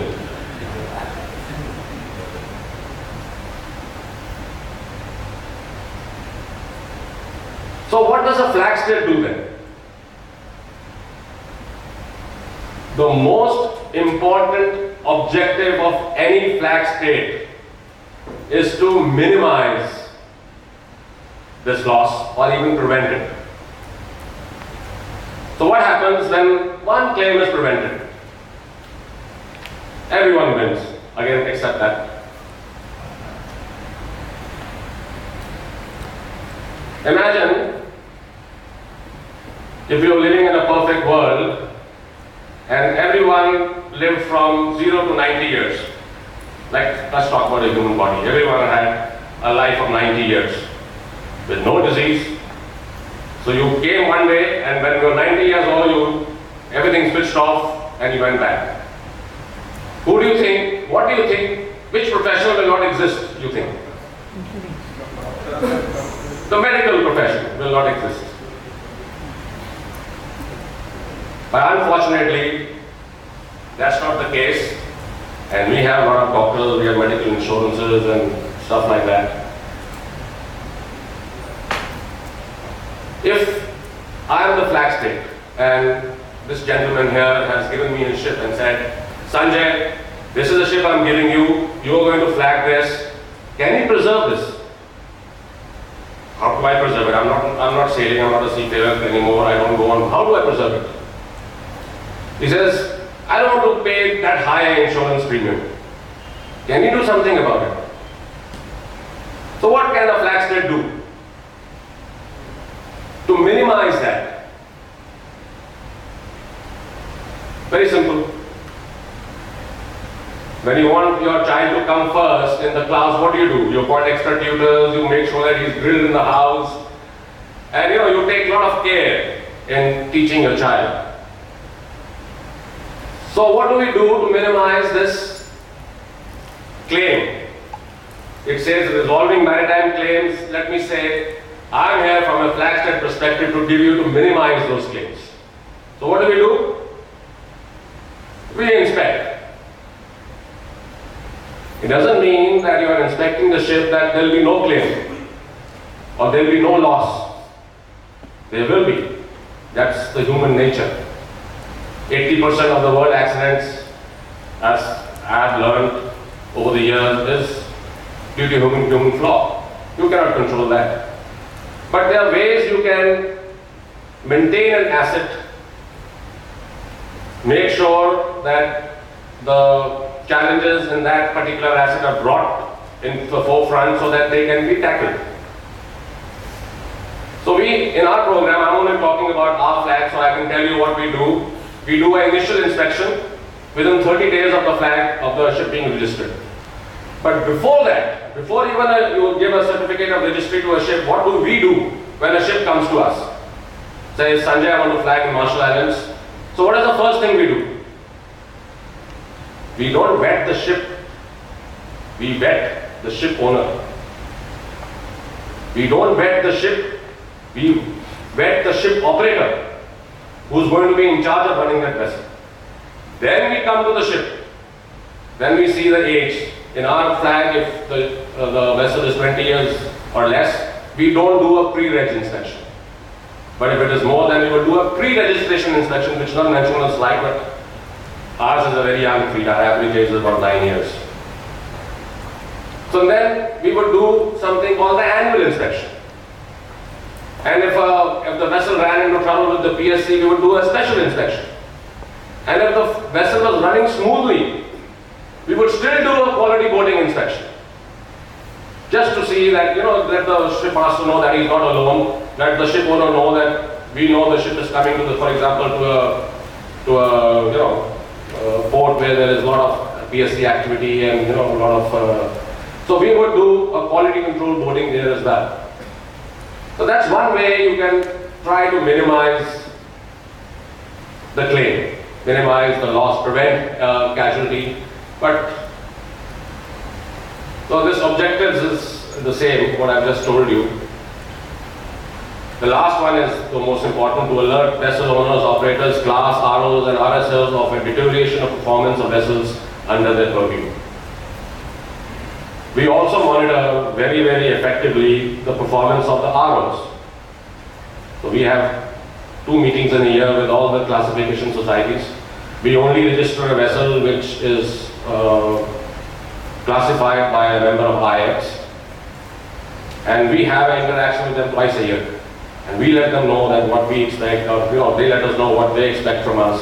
So it's a very two-way meeting. Now I've inspected the vessel, I've maintained, I've done my duty, and but still there is an accident. Still there is a claim, still there is a loss. So what does the flag state do then? Then our investigation department will click in. So what is the aim of that investigation department in the flag state? Is to further prevent seafarer occupational accidents and ship casualties, to further protect the environment, to facilitate compliance, to further improve the quality of the world fleet. It's not about the flag, because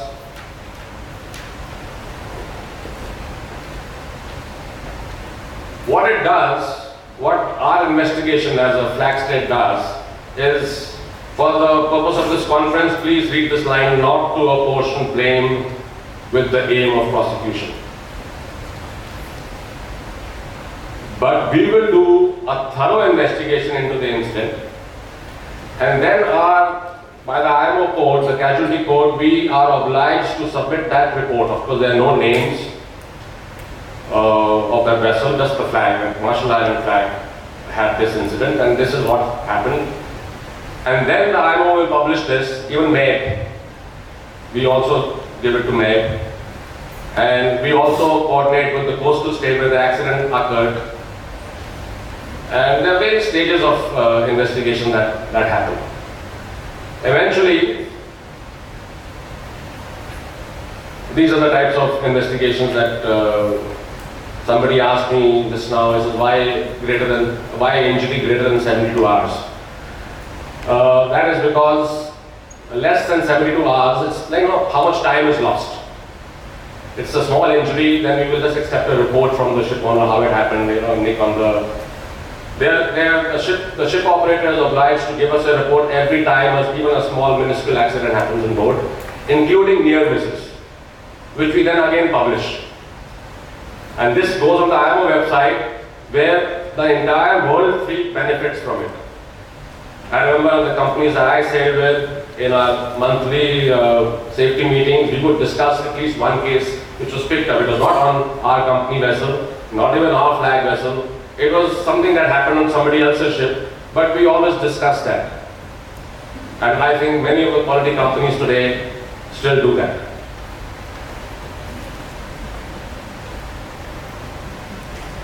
what is the process? Just now there was a slide shown by Dimitri, the process. So for us, again, it starts with the notification, and then we will evaluate the level of investigation required, and what is the risk, whether it is a marine casualty, a serious marine casualty, or a very serious marine casualty. And of course, then we will go and collect information and do, the remote investigation that happens from the office in terms of email rather than on site. Then we would go to that coastal authority where the accident is occurred, involve that flag state.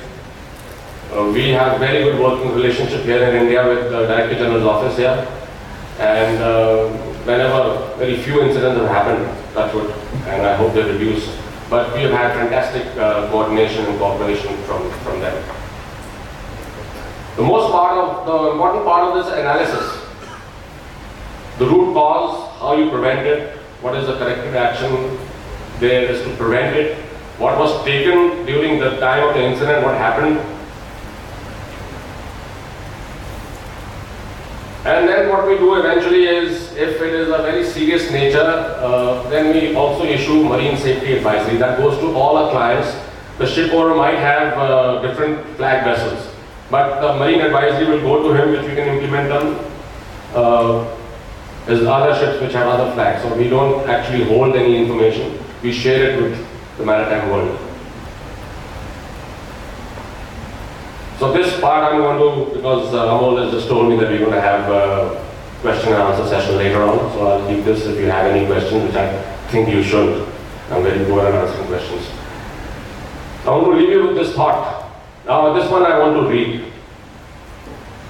The global shipping industry is a dangerous place. Every day, it leaves it loses 2 ships, pays out $4 million in claims, and radically changes the lives of hundreds of people forever. Human behavior is the source of virtually all such loss, but is also the reason why the loss is not greater. This is a phrase which is published in the Human Element Guide at MCA. And let's work together to make it safer. Simple as that. Thank you very much.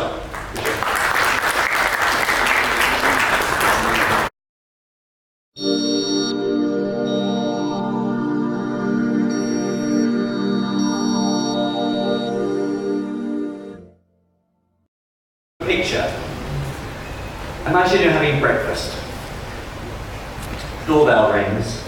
You open the door to discover a bailiff, an enormous bailiff. He's a massive man, and he says, "I've got a court judgment in my hand. You didn't pay a parking fine." And you complain, you say, "I've never heard of this parking fine that you speak of." He says, "I don't care. I'm a bailiff. I have a court judgment in my hand." He walks into your house, because you can't stop him, he's big, and he takes your television and he walks out. You're pretty upset. You like your television, but it's gone. So you ring up the court and you say, "What's this about?" And they say, "You've got notices. You were told about the parking fine and you ignored them." And you say, "I had no idea what you're talking about." And they check your address and you say, "That's my old house. I don't live there anymore." And it turns out that every single one of the notices was sent to the wrong address. You'd be pretty upset, wouldn't you? You'd want your television back. And that's an example of when good service goes bad. But of course it's got nothing to do with shipping. And today I want to tell you about the curious case of Glencore Agriculture and Conqueror Holdings. It relates to this ship, the Amity. And the fundamental facts were as follows. The vessel was fixed on a voyage charter, Conqueror were the owners and Glencore were the charterers. It had an LMAA arbitration clause in the charter party. The vessel arrived at the load port on the 30th of January 2015.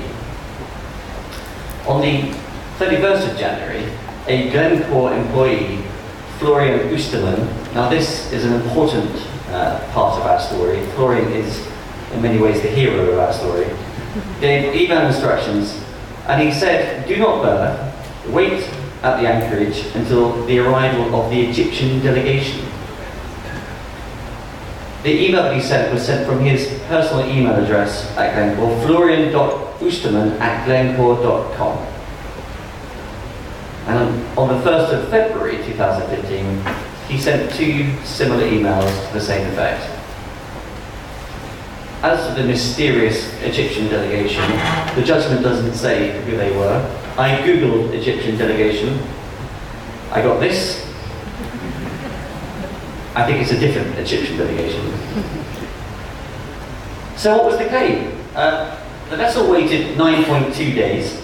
The conqueror claimed demurrage at $7,000 per day minus an account of the undisputed items, and the total claim sum was $43,000.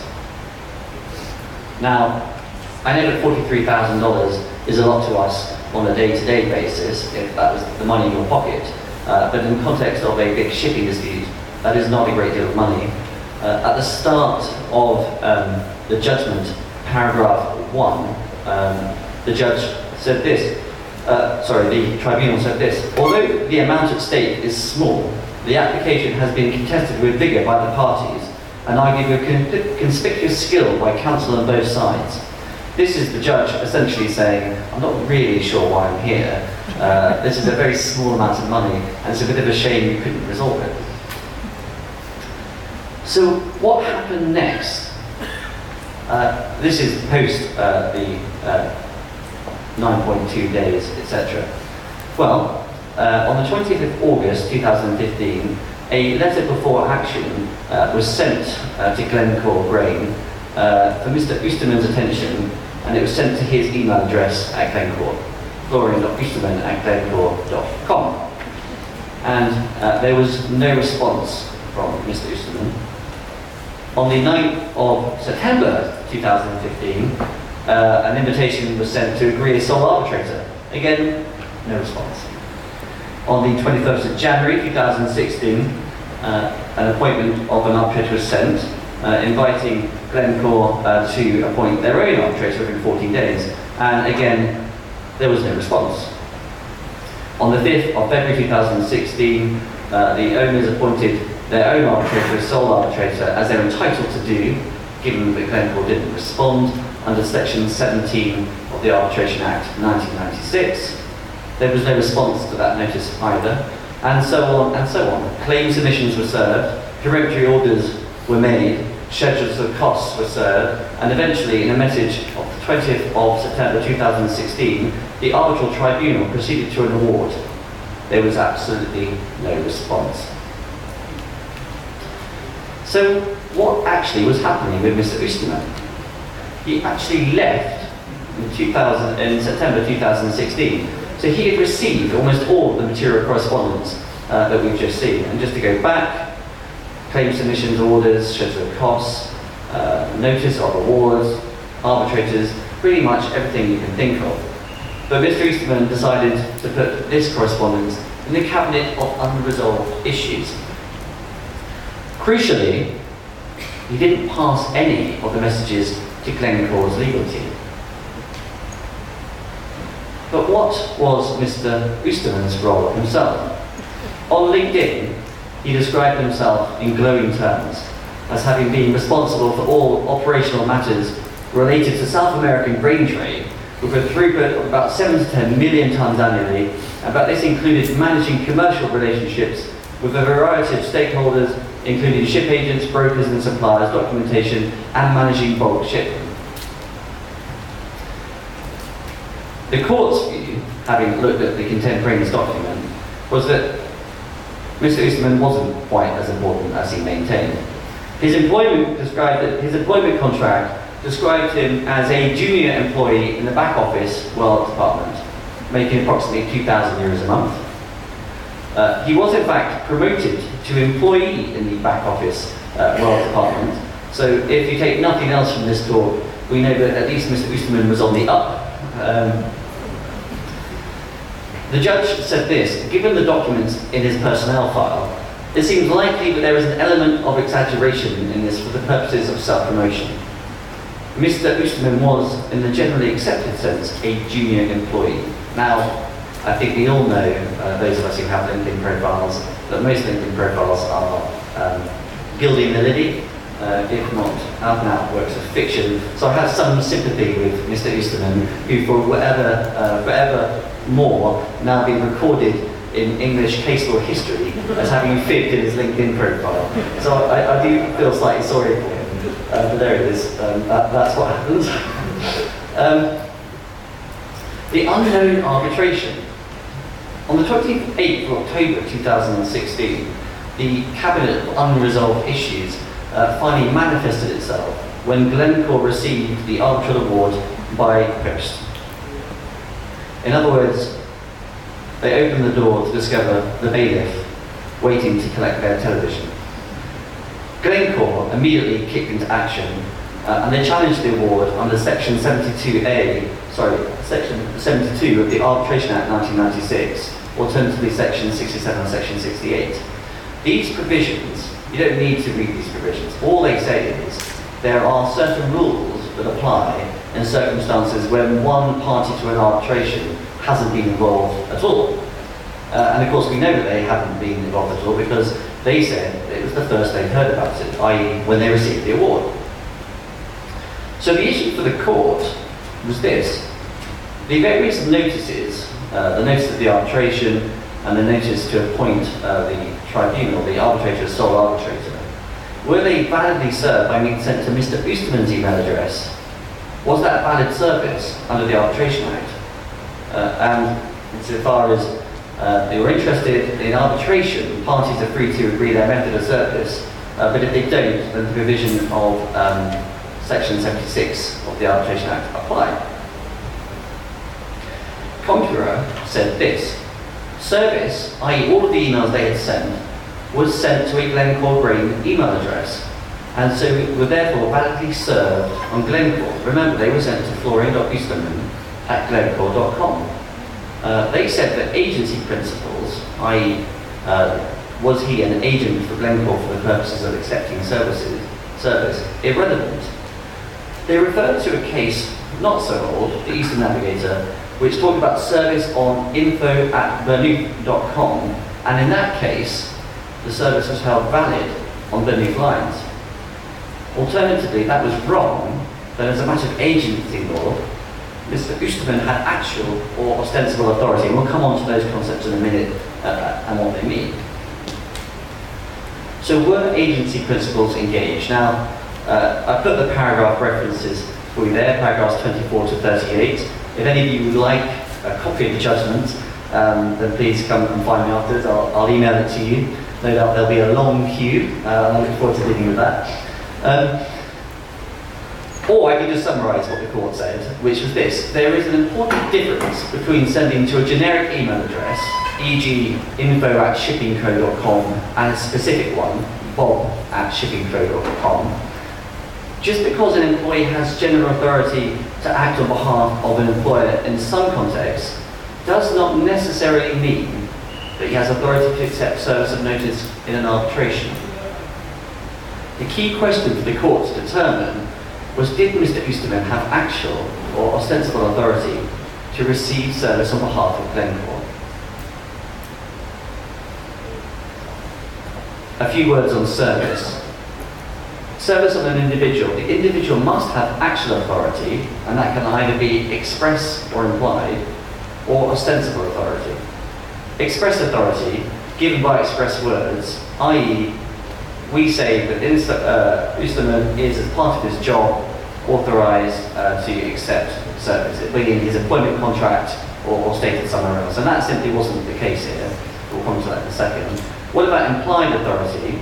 An agent has authority to do whatever is ordinarily incidental to express authority, and such authority as is to be inferred from the conduct of the parties and the circumstances of the case.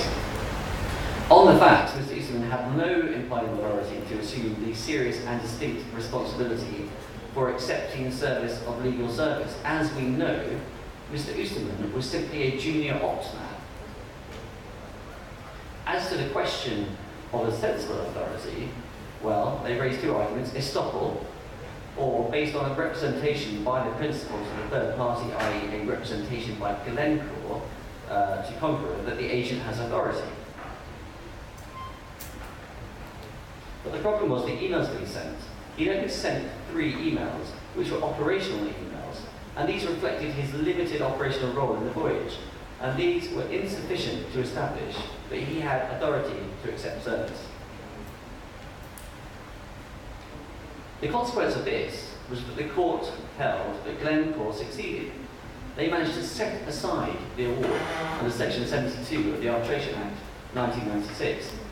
The court said you had to distinguish between a generic email address, e.g. info@glencore.com, and the address of an individual employee, e.g. johnsmith@glencore.com. In other words, service on an individual's email address at a company, where the question of whether or not that was service on the company was determined in the agency principles that we just looked at. Even why general authority does not generally include authority to accept service or the notice of arbitration. The reality here, of course, is that Mr. Eastman simply wasn't a man on whom you could badly serve legal proceedings. This has some serious consequences. If you are in claims, if you're making a claim and you're issuing a notice, you have to be very careful about who you're serving your notice on. Equally, if you are receiving a claim and you subsequently want to challenge, you might want to have a look at whether or not you can challenge under this case. If you're making a claim, my advice to you is you serve on every address in sight. You make sure that you serve on the legal department, because the lawyers will have authority to accept legal service, because that's their job. Unlike poor Mr. Eastman, whose job was to send a few mysterious emails at the start of the voyage.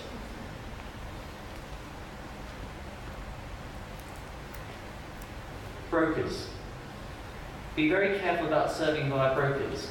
We see this a lot in our claims. People serve notices via the broken channels which first fix the fixtures. But my concern about that is it doesn't necessarily work, because do brokers themselves have the authority to accept service of legal proceedings on behalf of their represented clients? They may do, but again, the answer will lie in the principles of agency. Make sure you get an acknowledgement of any service of any legal proceedings. And of course, don't forget that you can actually serve on the body corporate simply by sending the notice to their registered or principal office, and that's under the Arbitration Act section 76(4). But of course, if you're on the other side of the fence and you suddenly find yourself with an employee who has been receiving endless emails threatening, commencing, starting, fighting, winning an arbitration against your company, then in those circumstances you might want to think to yourself, well, one thing we might be able to do is challenge the arbitral award under section 72 of the Arbitration Act, on the basis that really you had nothing to do whatsoever, and you're incredibly surprised to discover some years later that in fact your company has been subjected to arbitral proceedings which you knew nothing about. So I'm very pleased to say that that concludes my talk in relation to service going bad and the curious case of Florian Usterman. I should say, one last aside, I did Google Florian Usterman, and I'm pleased to say he's doing very well for himself. Go and look him up yourselves afterwards, but he's moved on, he's put it behind him, and as far as I'm concerned, he's always going to be something of a legend of English law. And I did at one point wonder if I should email him, because I like this case, because I think it's interesting. It raises a lot of interesting questions, legally speaking.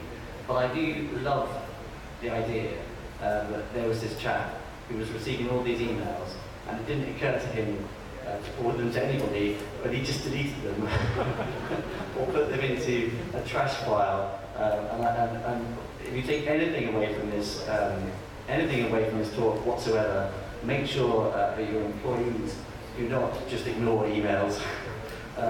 It's a mistake, and it would have been a mistake for me to email him as well, because I think he might have found that a bit weird, so I didn't. But I'm pleased to say that he's doing perfectly well. Anyway, there you go. If you've got any questions, do let me know afterwards. We are here for the whole evening. We're very proud to have been invited to co-host this event. And for one night only, there is free legal advice on tap. Terms and conditions obviously apply, but we can get into those when you come see us for a drink afterwards. So thank you very much.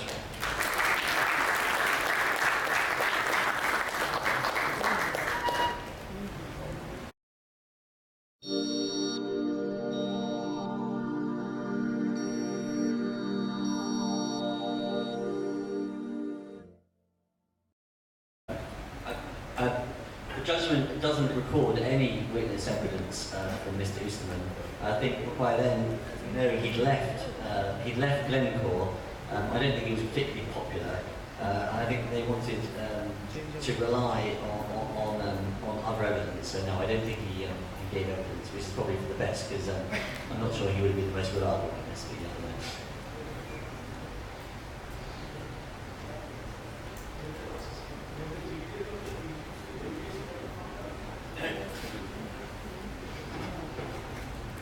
Okay, we're just waiting for Captain Manny, but in the meantime, do we have any questions for the other speakers? Otherwise, I will start the grilling session. Just check. Please, sir. Can we hand out some mics, please?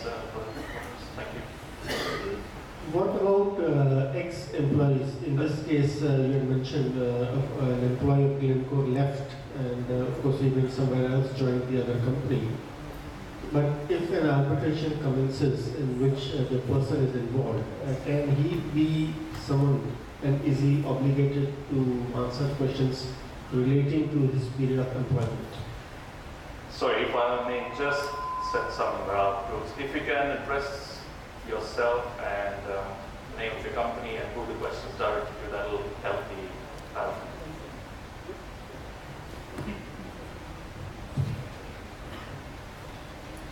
Right, my name is Gaurav Sharma. I'm with Pacific World Shipping in Mumbai, and the question was directed to Max.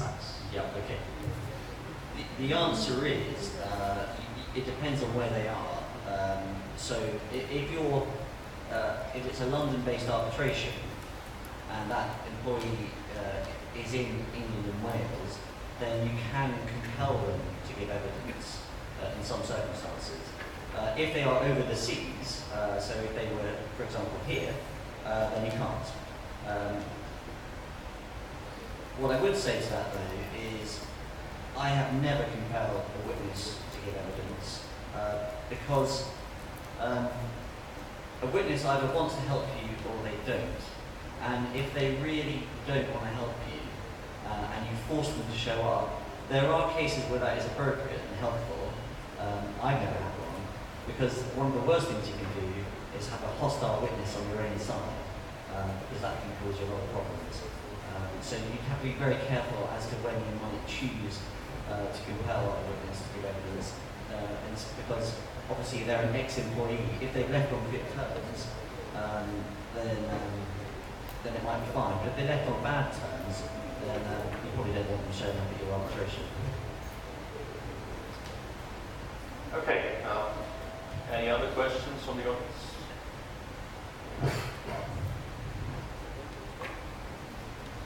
Right. Demetrius, this one is for you.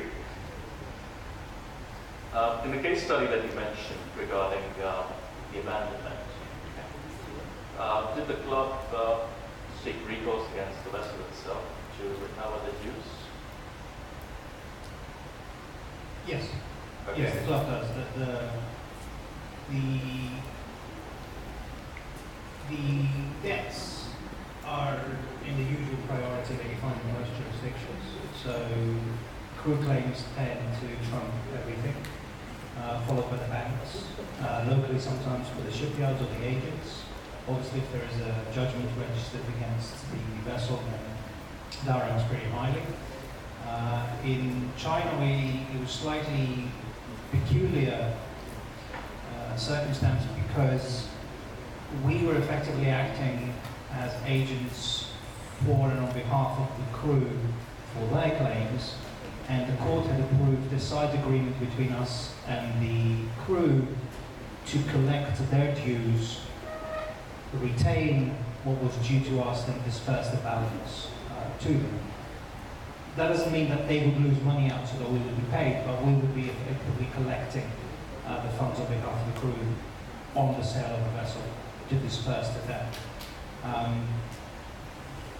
So yes, we also lodged as a club a claim against the vessel, and to some degree it had priority over anyone else because a condition imposed by the local maritime authority and the local court for the crew to be released and repatriated was for us to contribute to the upkeep of the vessel by paying for replacement crew to remain on board until she's actually sold. So by contributing to that, we effectively put it off the pile for the process of the sale to be dispersed. Okay, so in a sense that was a positive development because some jurisdictions then tend to keep crew claims as top priority but not the subrogated claims from the shore. To be fair, as it should be, the crew should be the top priority in these circumstances. So we had a question. I have a question to Mr. Demetrius. My name is Alok from Scorpio.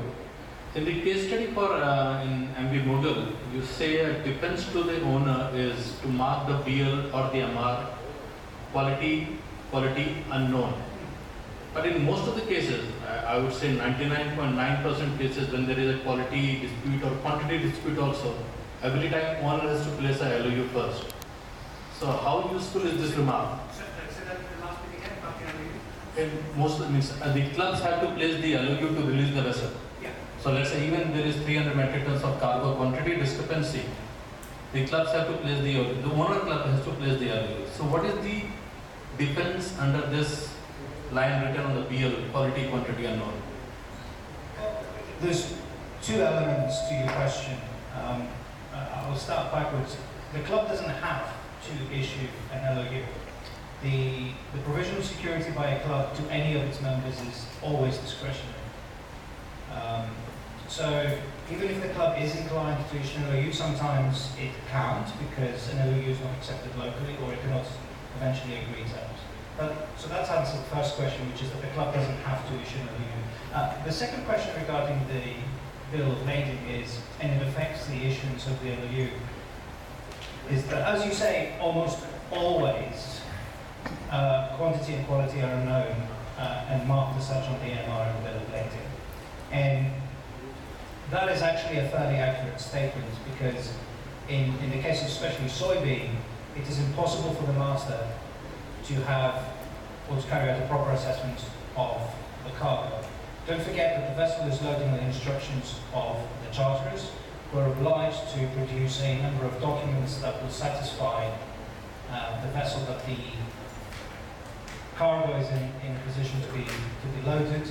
The charterers also, especially at the time charters, have the obligation and the risk to load the cargo on board the vessel. So unless the master is forced to intervene in the event that he sees something patently dangerous taking place, then most of the times the fact that quantity and quality are unknown is an accurate reflection of his assessment of what's happening during loading. No, that is okay, but the point is, even as I said, all content wheels are having this remark, printed remark. But when a discharge, not all of them. The content wheel actually, the content wheel night 4. So, okay, I'll replace the club and I'll put owner in that place. So even if there is a cargo discrepancy at a discharge port, the owner has to come in front and first of all put a security by way of either a club LOU or direct cash or through the agents or correspondent, whatever way it is. But the problem is the primary exposures to the owner, even if this remark is on the BL. So my question is, what is the advantage of this remark on the BL? Okay, I think. Is it a defense? So the bill of lading is essentially expressing an unequivocal statement that you have loaded an X quantity of cargo at a certain port. So then you would then be stopped of claiming that there was another survey report or some document which showed otherwise. Because typically in certain ports you would possibly due to commercial reasons, etc.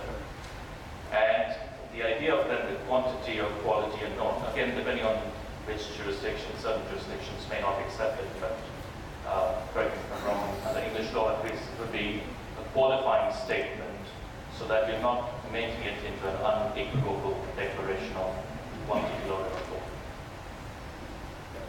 That is still okay, but there is no defense.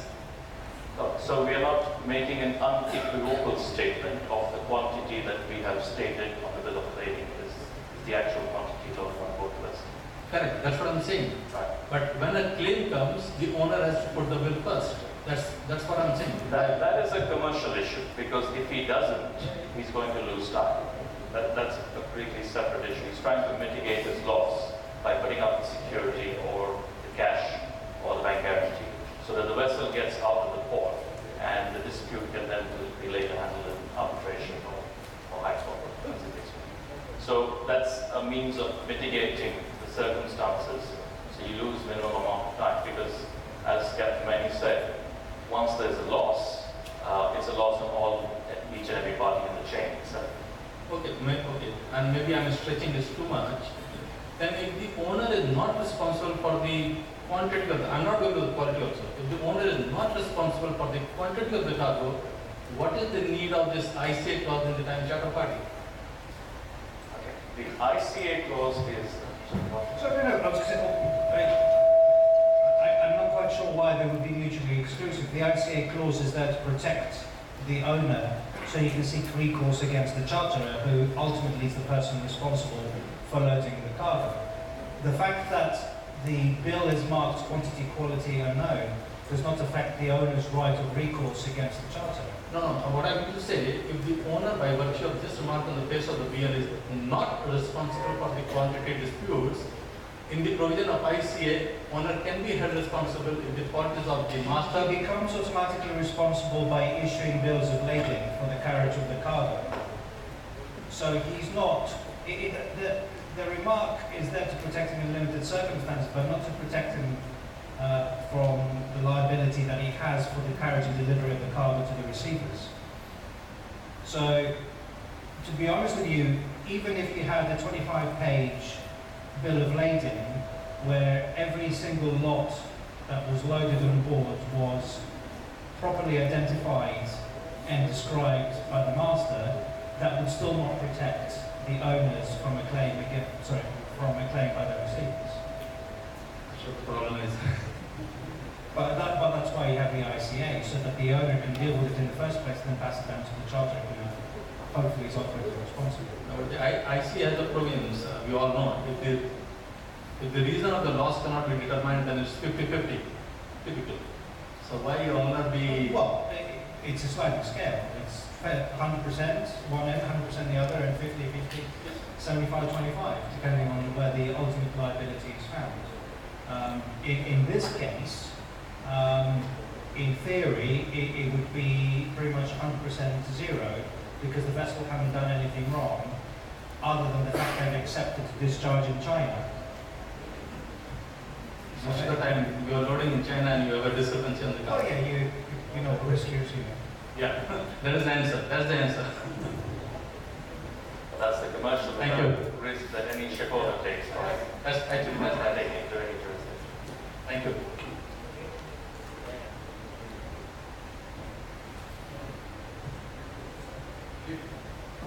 Yeah, I've got a question since the mic is here. To either Alex or Sean on the Shell Time case study.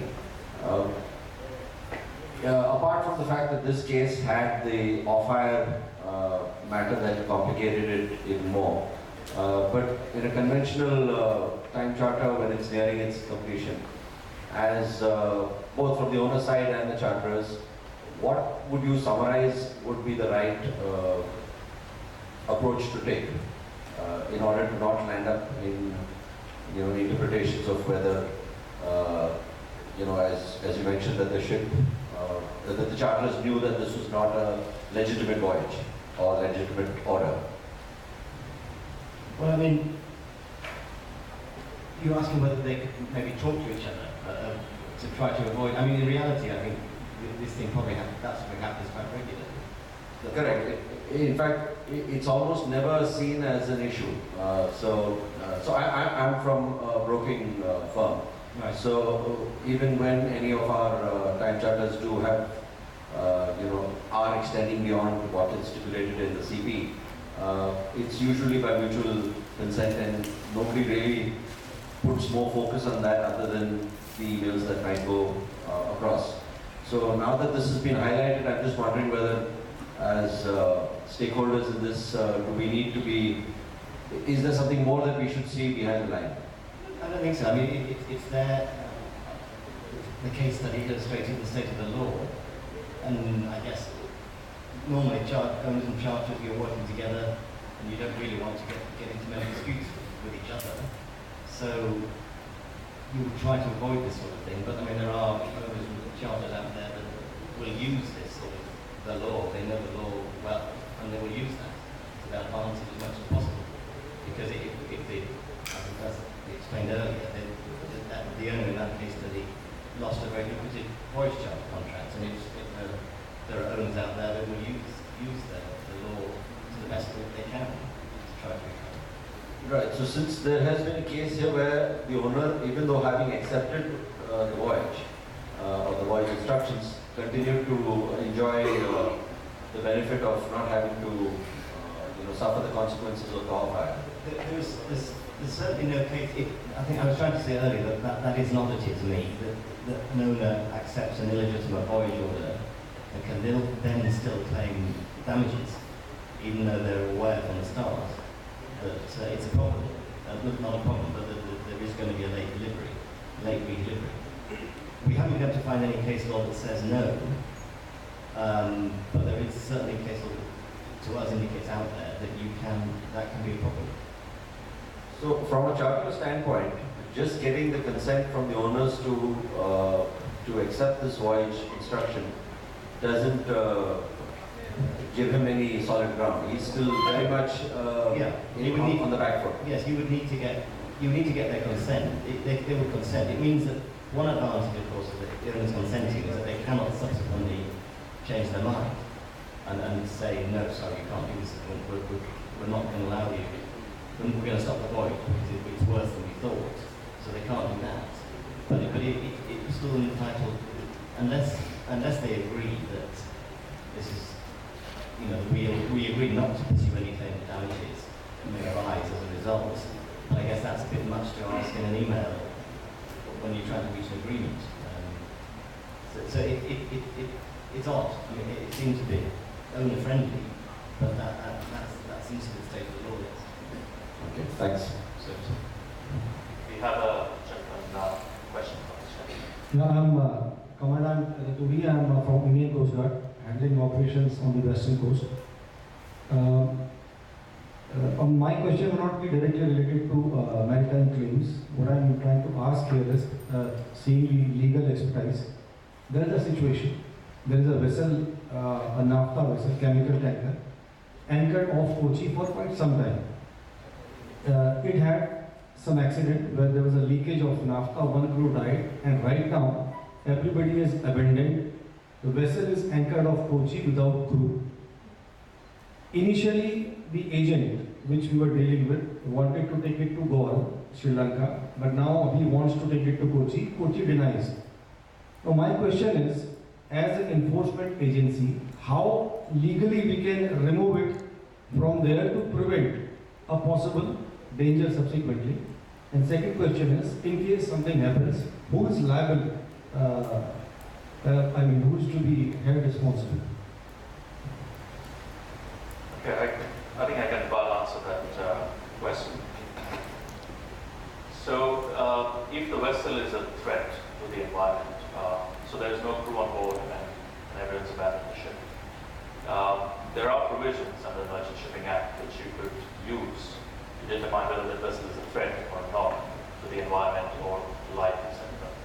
And there are powers which the Merchant Shipping Act provides where you can either go on to scrap the vessel or destroy it has not been disowned so far. So the agents and owners are fighting legal battle with Cochin port to bring it to Cochin, which Cochin port denies. So vessel is not being abandoned, there is no crew. That is what I mean by abandoning. So it is still owned by the company. Right, so the port is not giving permission to the vessel to come in. Is that correct? And they're not allowing the vessel to sail out either? No, sailing out is a possibility. Now agent doesn't want to sail into Goa.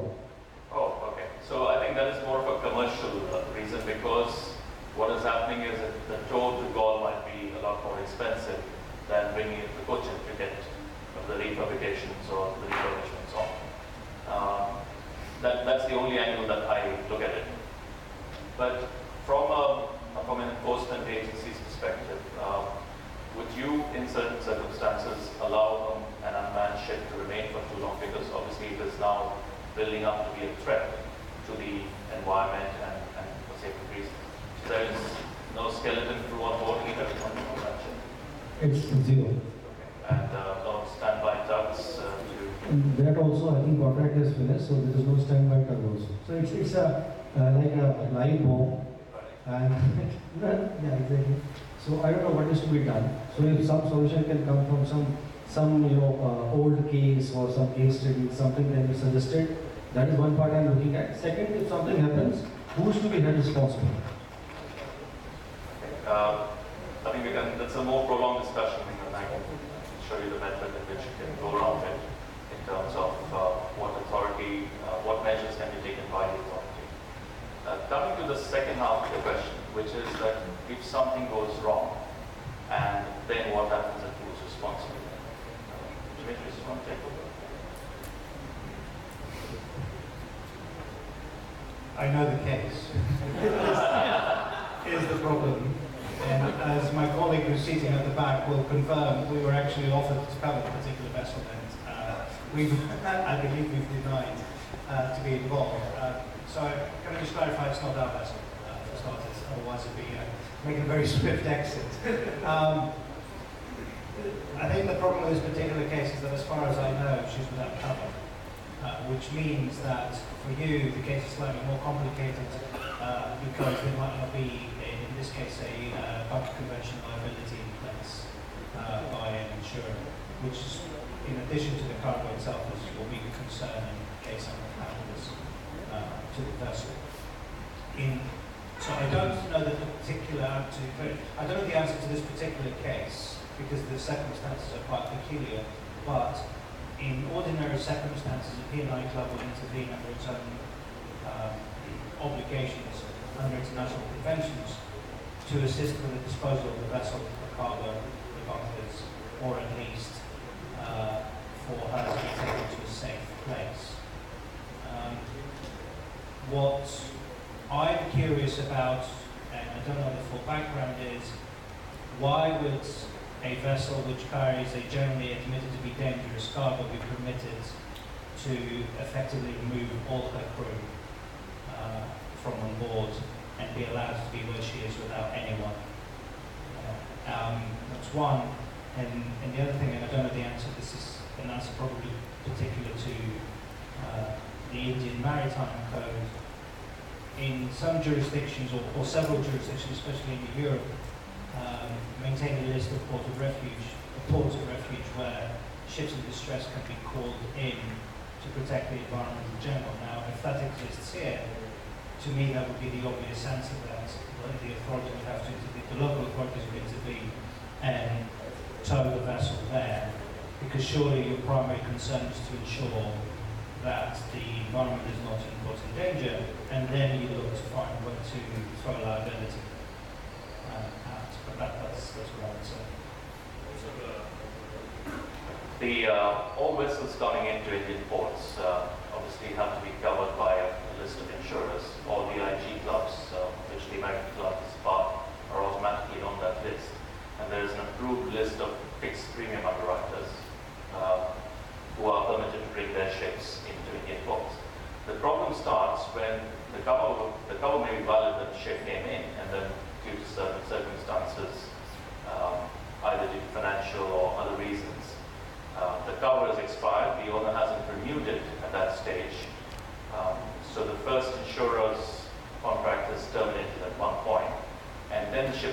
already come in Indian waters and is then lying there without any cover, which is possibly the case. It's an Indian flag vessel, okay? So the owner should be. So if the owners are in India, then there would be obviously a recourse against the party directly. It's more difficult if the owners are naturally overseas, where you don't have somebody to speak to as to what's happening. But from what I understand from the set of facts that you're on, I think it's more of a commercial reason as to why the ship is not going to Gaul instead of Cochin itself, because probably length of tow is more expensive. That's the only thing I can think. But obviously there will be banks involved in terms of if there's a mortgagee on the vessel. The owner will not want to lose his asset without any warning or indication.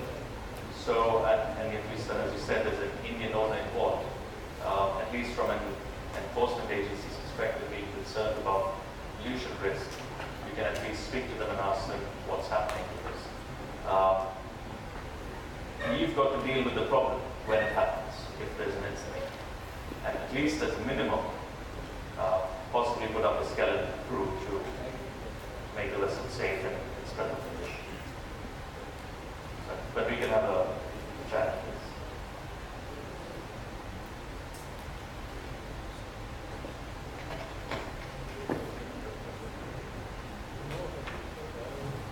I have a question for Max. I'm quite enamored by Mr. Wuston.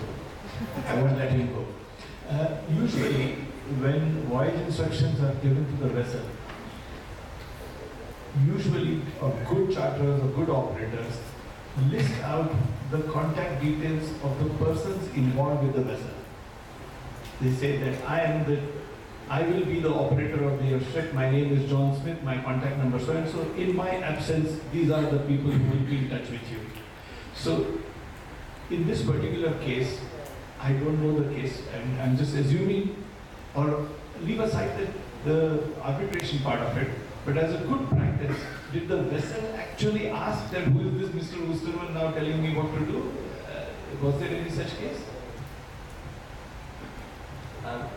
The evidence in the arbitration, which was that he'd sent 3 emails to the ship asking them at the start, asking them to wait for this mysterious Egyptian delegation. He didn't provide any further information as far as I know. What he certainly didn't do is provide details of the legal team, but then again, why would he? But I think you're right. I think at the start of any voyage, or whenever you give instructions to the vessel like that, you should be clear as to who you are and what your role is. And I think the critical thing to take out of the case is that just because somebody does something for a company doesn't mean that they have a legal function. And if you're going to press the nuclear button and commence legal proceedings, then you should assume that the people that you deal with on a day-to-day basis in a commercial function, especially ops, do not have authority to accept legal proceedings, and that assumption is fundamental. They might have authority, but you need to find out first before you assume that that is correct. And the same goes for brokers' channels as well. Alex might add something to that. I mean, we see a lot of charter parties where you might have no information whatsoever about the charterers. I mean, you might not even, you won't even have the right entity. You might not have an address.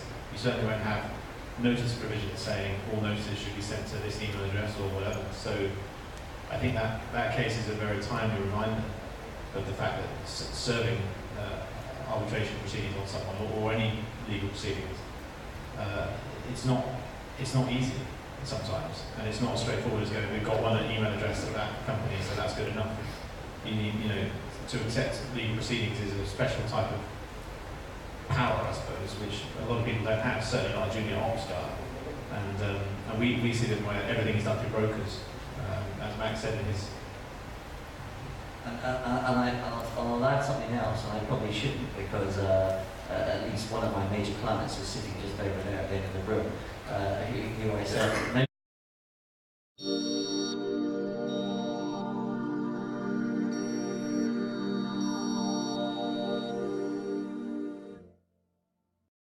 haven't just served by brokers here, because we've probably got problems. And I'm pleased to say that we hadn't on any of our live cases. But there was a nervous day or two as we checked our files just to make sure that we were doing well. Now my question goes to the PNI Club then. That would you or have you as a loss prevention measure issued any guidelines to your members as to be careful with regard to such FD&D cases? We have not issued, to my knowledge, any guidelines on this particular issue. And I should clarify that, strictly speaking, we should not be assumed to be accepting service or proceedings on behalf of our members either, unless there's a clear suggestion that we are involved in a dispute somehow. No, under the FD&D. Under PNI or FD&D, it doesn't really matter. Unless there's a clear indication that we as the club are defending or prosecuting a claim on behalf of our members, in which case you could potentially make a case that we are, we've represented that we will accept service of proceedings, then I think you need to be very careful. And even then I would say it doesn't necessarily mean that we will accept service of proceedings. We're just acting as an agent to represent their interests. No, but we haven't issued any loss prevention on the matter. Okay, thank you. We have a question at the back. Hi, good evening. I'm Captain Gyanendra Singh, safety consultant from Abaka Research and Consultancy Services. My question is to Sean and Alex. Although I did understand a little bit about the redelivery date and orders from the charter and how is it related to the owner and the off-hire for 6 days plus 12 days. But I'm going back to the basic case study where it says that the cargo was high core point crude. And it also says that no hot water washing was carried out, but no hot water washing is in any case carried out for crude after discharge of any crude. And later it says that the cargo had frozen in the line. That's a totally different picture. There's no need for hot water washing for cargo frozen in the line. So could you please put some light on that? I mean, I think the point is that whatever it can be done with steam instead, right? Where you have the line and you know there might be some residue in there, so you use steam instead. The point is they didn't do what the crew didn't do what they should have done to get rid of the residue, whether that be hot water washing, whether that be steam blasting the pipes. They didn't do the standard of cleaning that they should have done in order to get rid of the residue as part of customer assistance. I mean, if we call it hot water washing or we call it steam cleaning or whatever, it may just be a technical description. But the point is, they should have done it and they didn't do it. You mean to say clearing of the line by whichever medium, but not tank cleaning as such, because it would require crude oil washing, and that too for an HPPC there is no crude oil washing either. Generally, after high core point crude, there's a light crude which is taken which washes it away. Yeah. And the only thing could have been that the line is choked because of the frozen past cargo. That's and that also is pretty rare. So I would like to know more on this case if possible. Basically, what Alex is trying to say is that essentially, if there is any due diligence that is required by the crew to mitigate the situation, and they haven't done it in the present circumstance, whatever the case may be, as I said, possibly it is running a light crude, possibly crude oil washing, heating, steaming, etc. If they haven't carried out those duties, then are they in the same position as they were? So, I mean, we're not talking specifically on what they want. Thank you. I mean, I'm happy to discuss afterwards if you like. I mean, the point is this is a hypothetical case study, and I have heard of examples of this happening, where crude pipe or crude freezes or goes solid. Anything like that. Anything where I mean, it's a grey area in customer assistance, because what are you required to do? If it's a legal concept, and if the cleaning would be beyond customer assistance, then potentially you need instructions from charterers to do it. But I think in this case, because of the nature of the cargo, because they knew what was going to happen, they should have known. And they should have known to do, whether you call it hot water washing, whether you call it steam stripping of the lines, or whatever it is the actual process that would have got rid of this residue, they should have done it, and they didn't do it. So I would say owners have breached the obligation, and therefore all sorts of problems. We have a question at the back. Hi, this is Prateek Sibal from Scorpio. I have a question for you, Max, regarding the, and I agree that we should not let this also and go off the hook so soon. In a case like the Glencore one, when the award was set aside, does that have an impact on the time bar? Say the time bar expired after the service of the arbitration, but before the award was furnished. 100%. I mean, that is why they were so vociferous in why they fought it, because of course if you have a 1-year time bar, for example, if you haven't validly served within that 1-year window, and the time bar passes, you're out of time.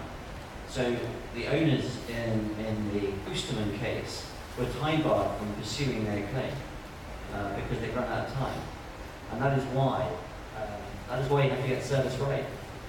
And that's why, him just ignoring all those emails, time was always ticking away on this arbitration. If they had time, they could have started the arbitration again, and they probably would have got the same result, because there wasn't, this was a case where the arguments they were running were about service. They weren't challenging the marriage itself, the 9.2 days of waiting. Does that answer your question, Steve? Yeah, it does. Yeah. So the bottom line is time limits. This case was actually really all about time limits, because that killed it. And of course they won, so they got their money back from their costs. So although it's $42,000 or 45, whatever it was, and although the judge was obviously not very happy about having a couple of days of his judicial life spoiled by this small claim, actually it proved to be very good for Glencore, because not only did they not have to pay the marriage, but they would have got their costs back, because in English courts you get the majority of your costs back if you're successful, and indeed in arbitration. So yeah, a bit of a mess by the owners on that one.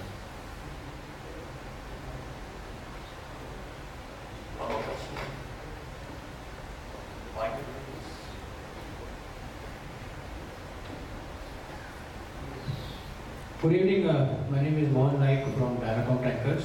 My question is addressed to Captain Sanjay Valley.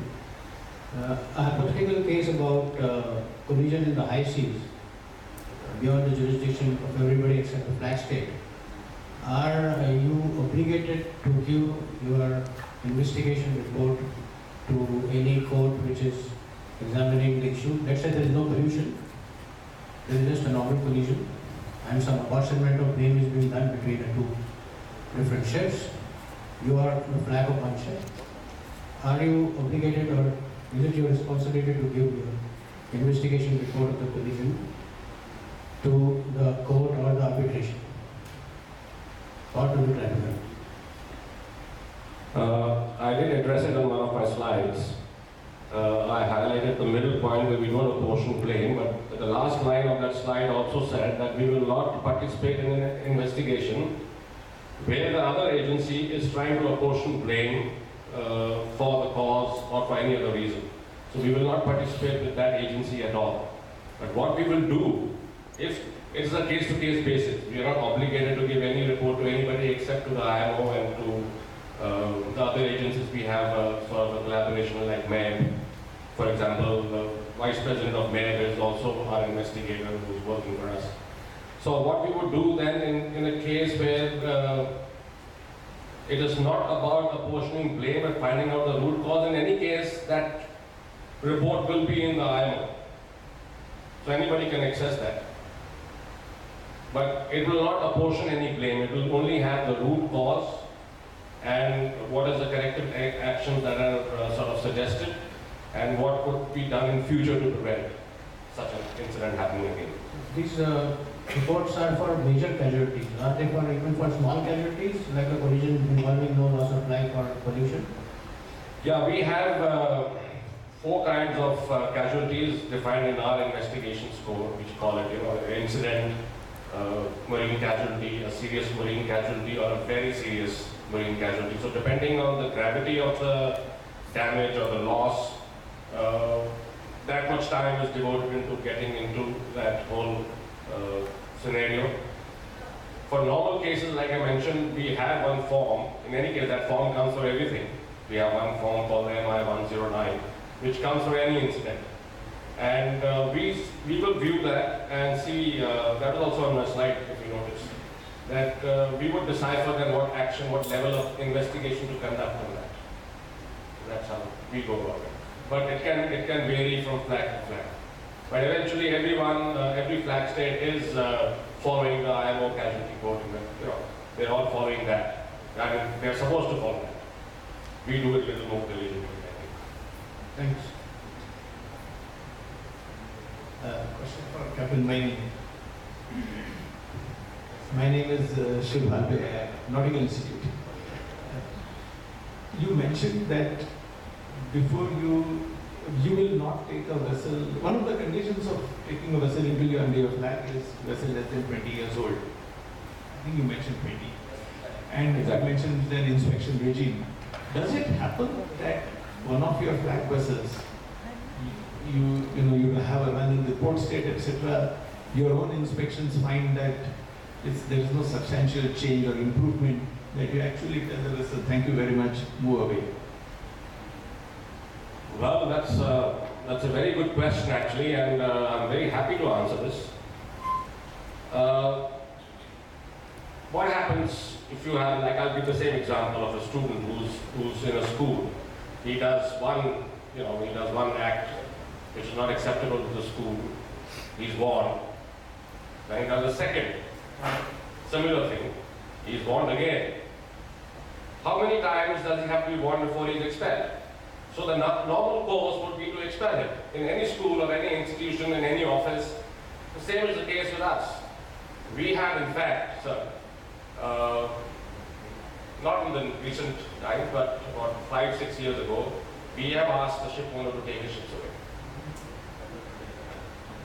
But this is also very important that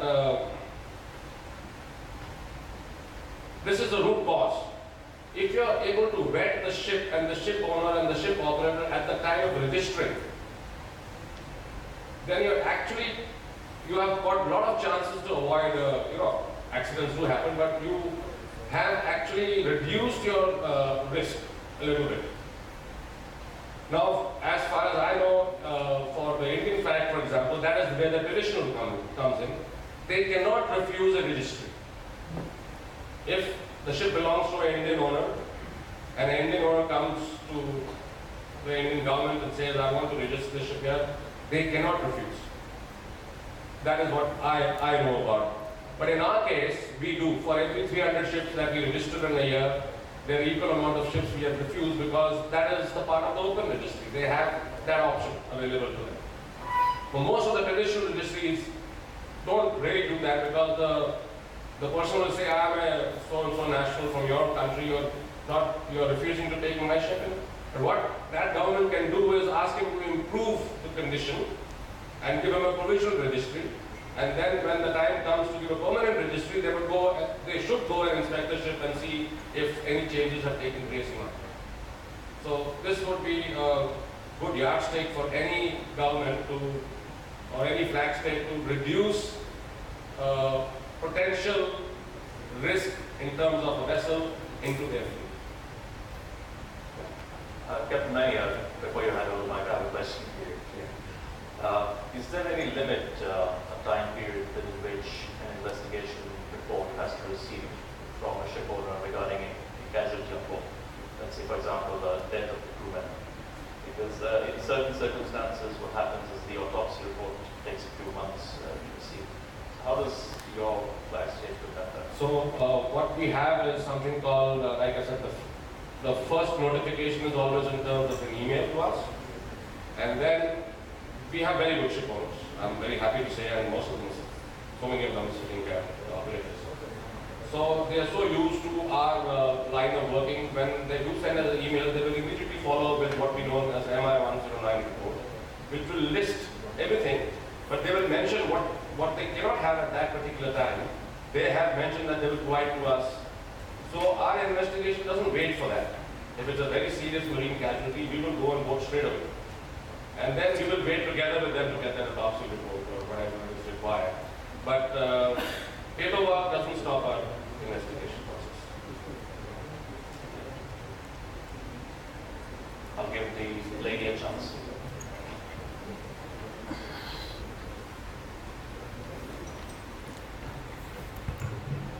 Myself Tejan Singh from Hindustan Petroleum. My question is about the demurrage claim.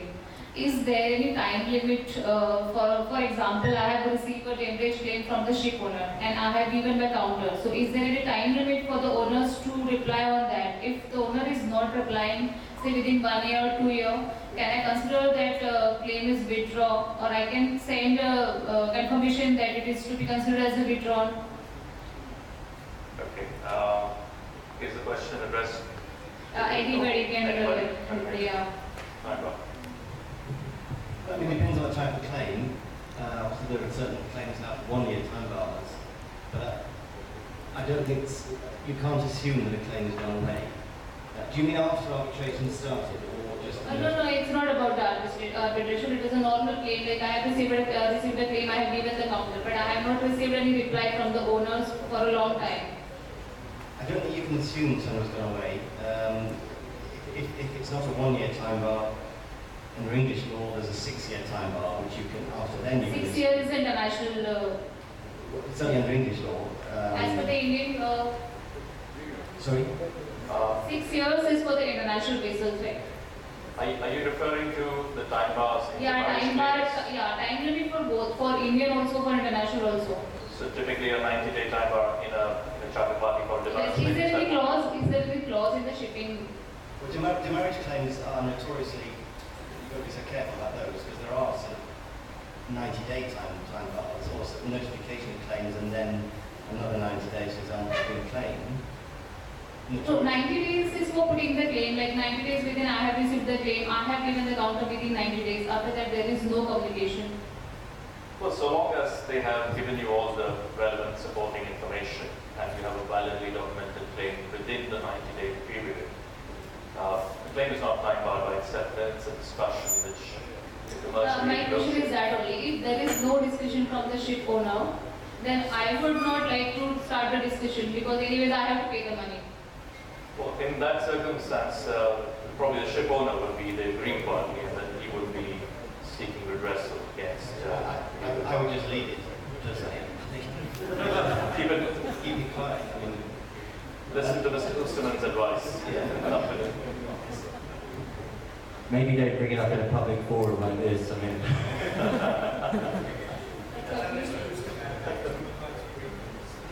It's a role model. Thank you. Okay, thank you. As Mike said, we have 3 hours of free legal advice along with the drinks. Subject to TNC. Okay.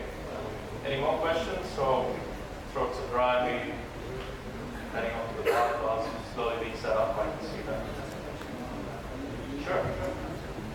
I'm not sure what the etiquette is about a panel member asking another panel member something, but I really enjoyed your talk about the registry. What's your expectation looking 10 years into the future as to who the biggest registries will be? Will it be the same as it is now, or will it have changed? Well, I would like to believe that we at number 2 will become number 1. But in actual fact, Max, very few registries actually look to increase the numbers. They do. We are an NGO, but not all registries are NGOs. They work on a profit basis as well. But for us, we have never looked for numbers. We've always looked for the quality and what we can do. For example, like I said, in 2007 we were only 35 million gross tons. In 11 years, or let's say 10 years, we are 162 million. That's 5 times in 10 years. So we as a registry are not looking for numbers. We are happy to be number 4, 5, 6, 7, 8, it doesn't matter to us.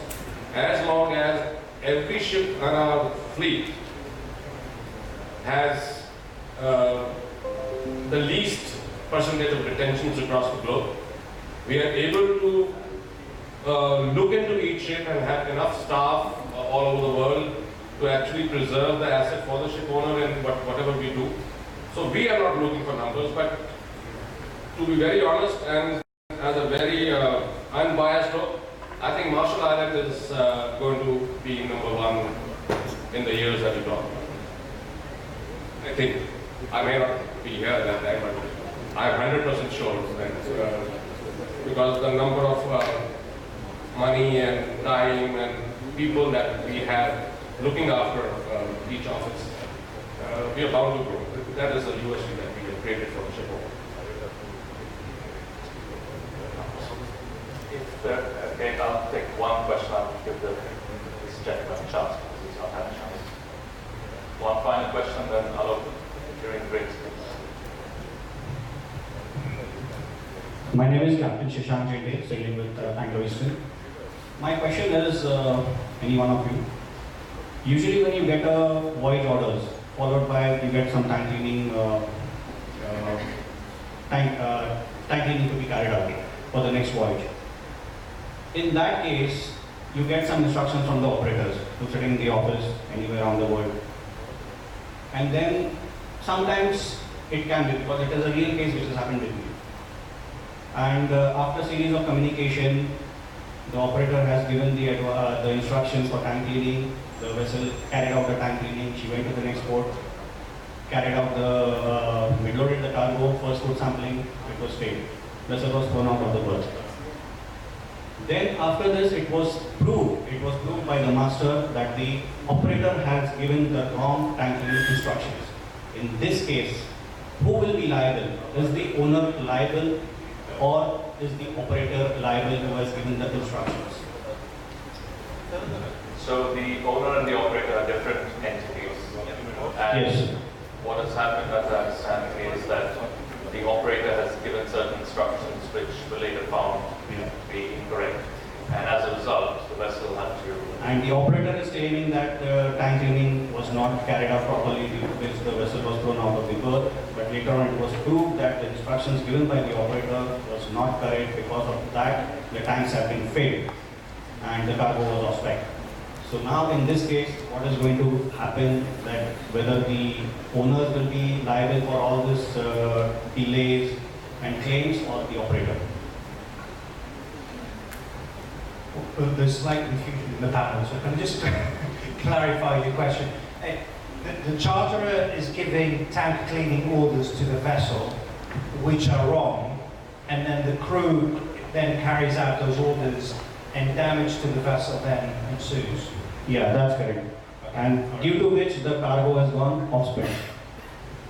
I can answer that question depending on whether I'm acting for charterers or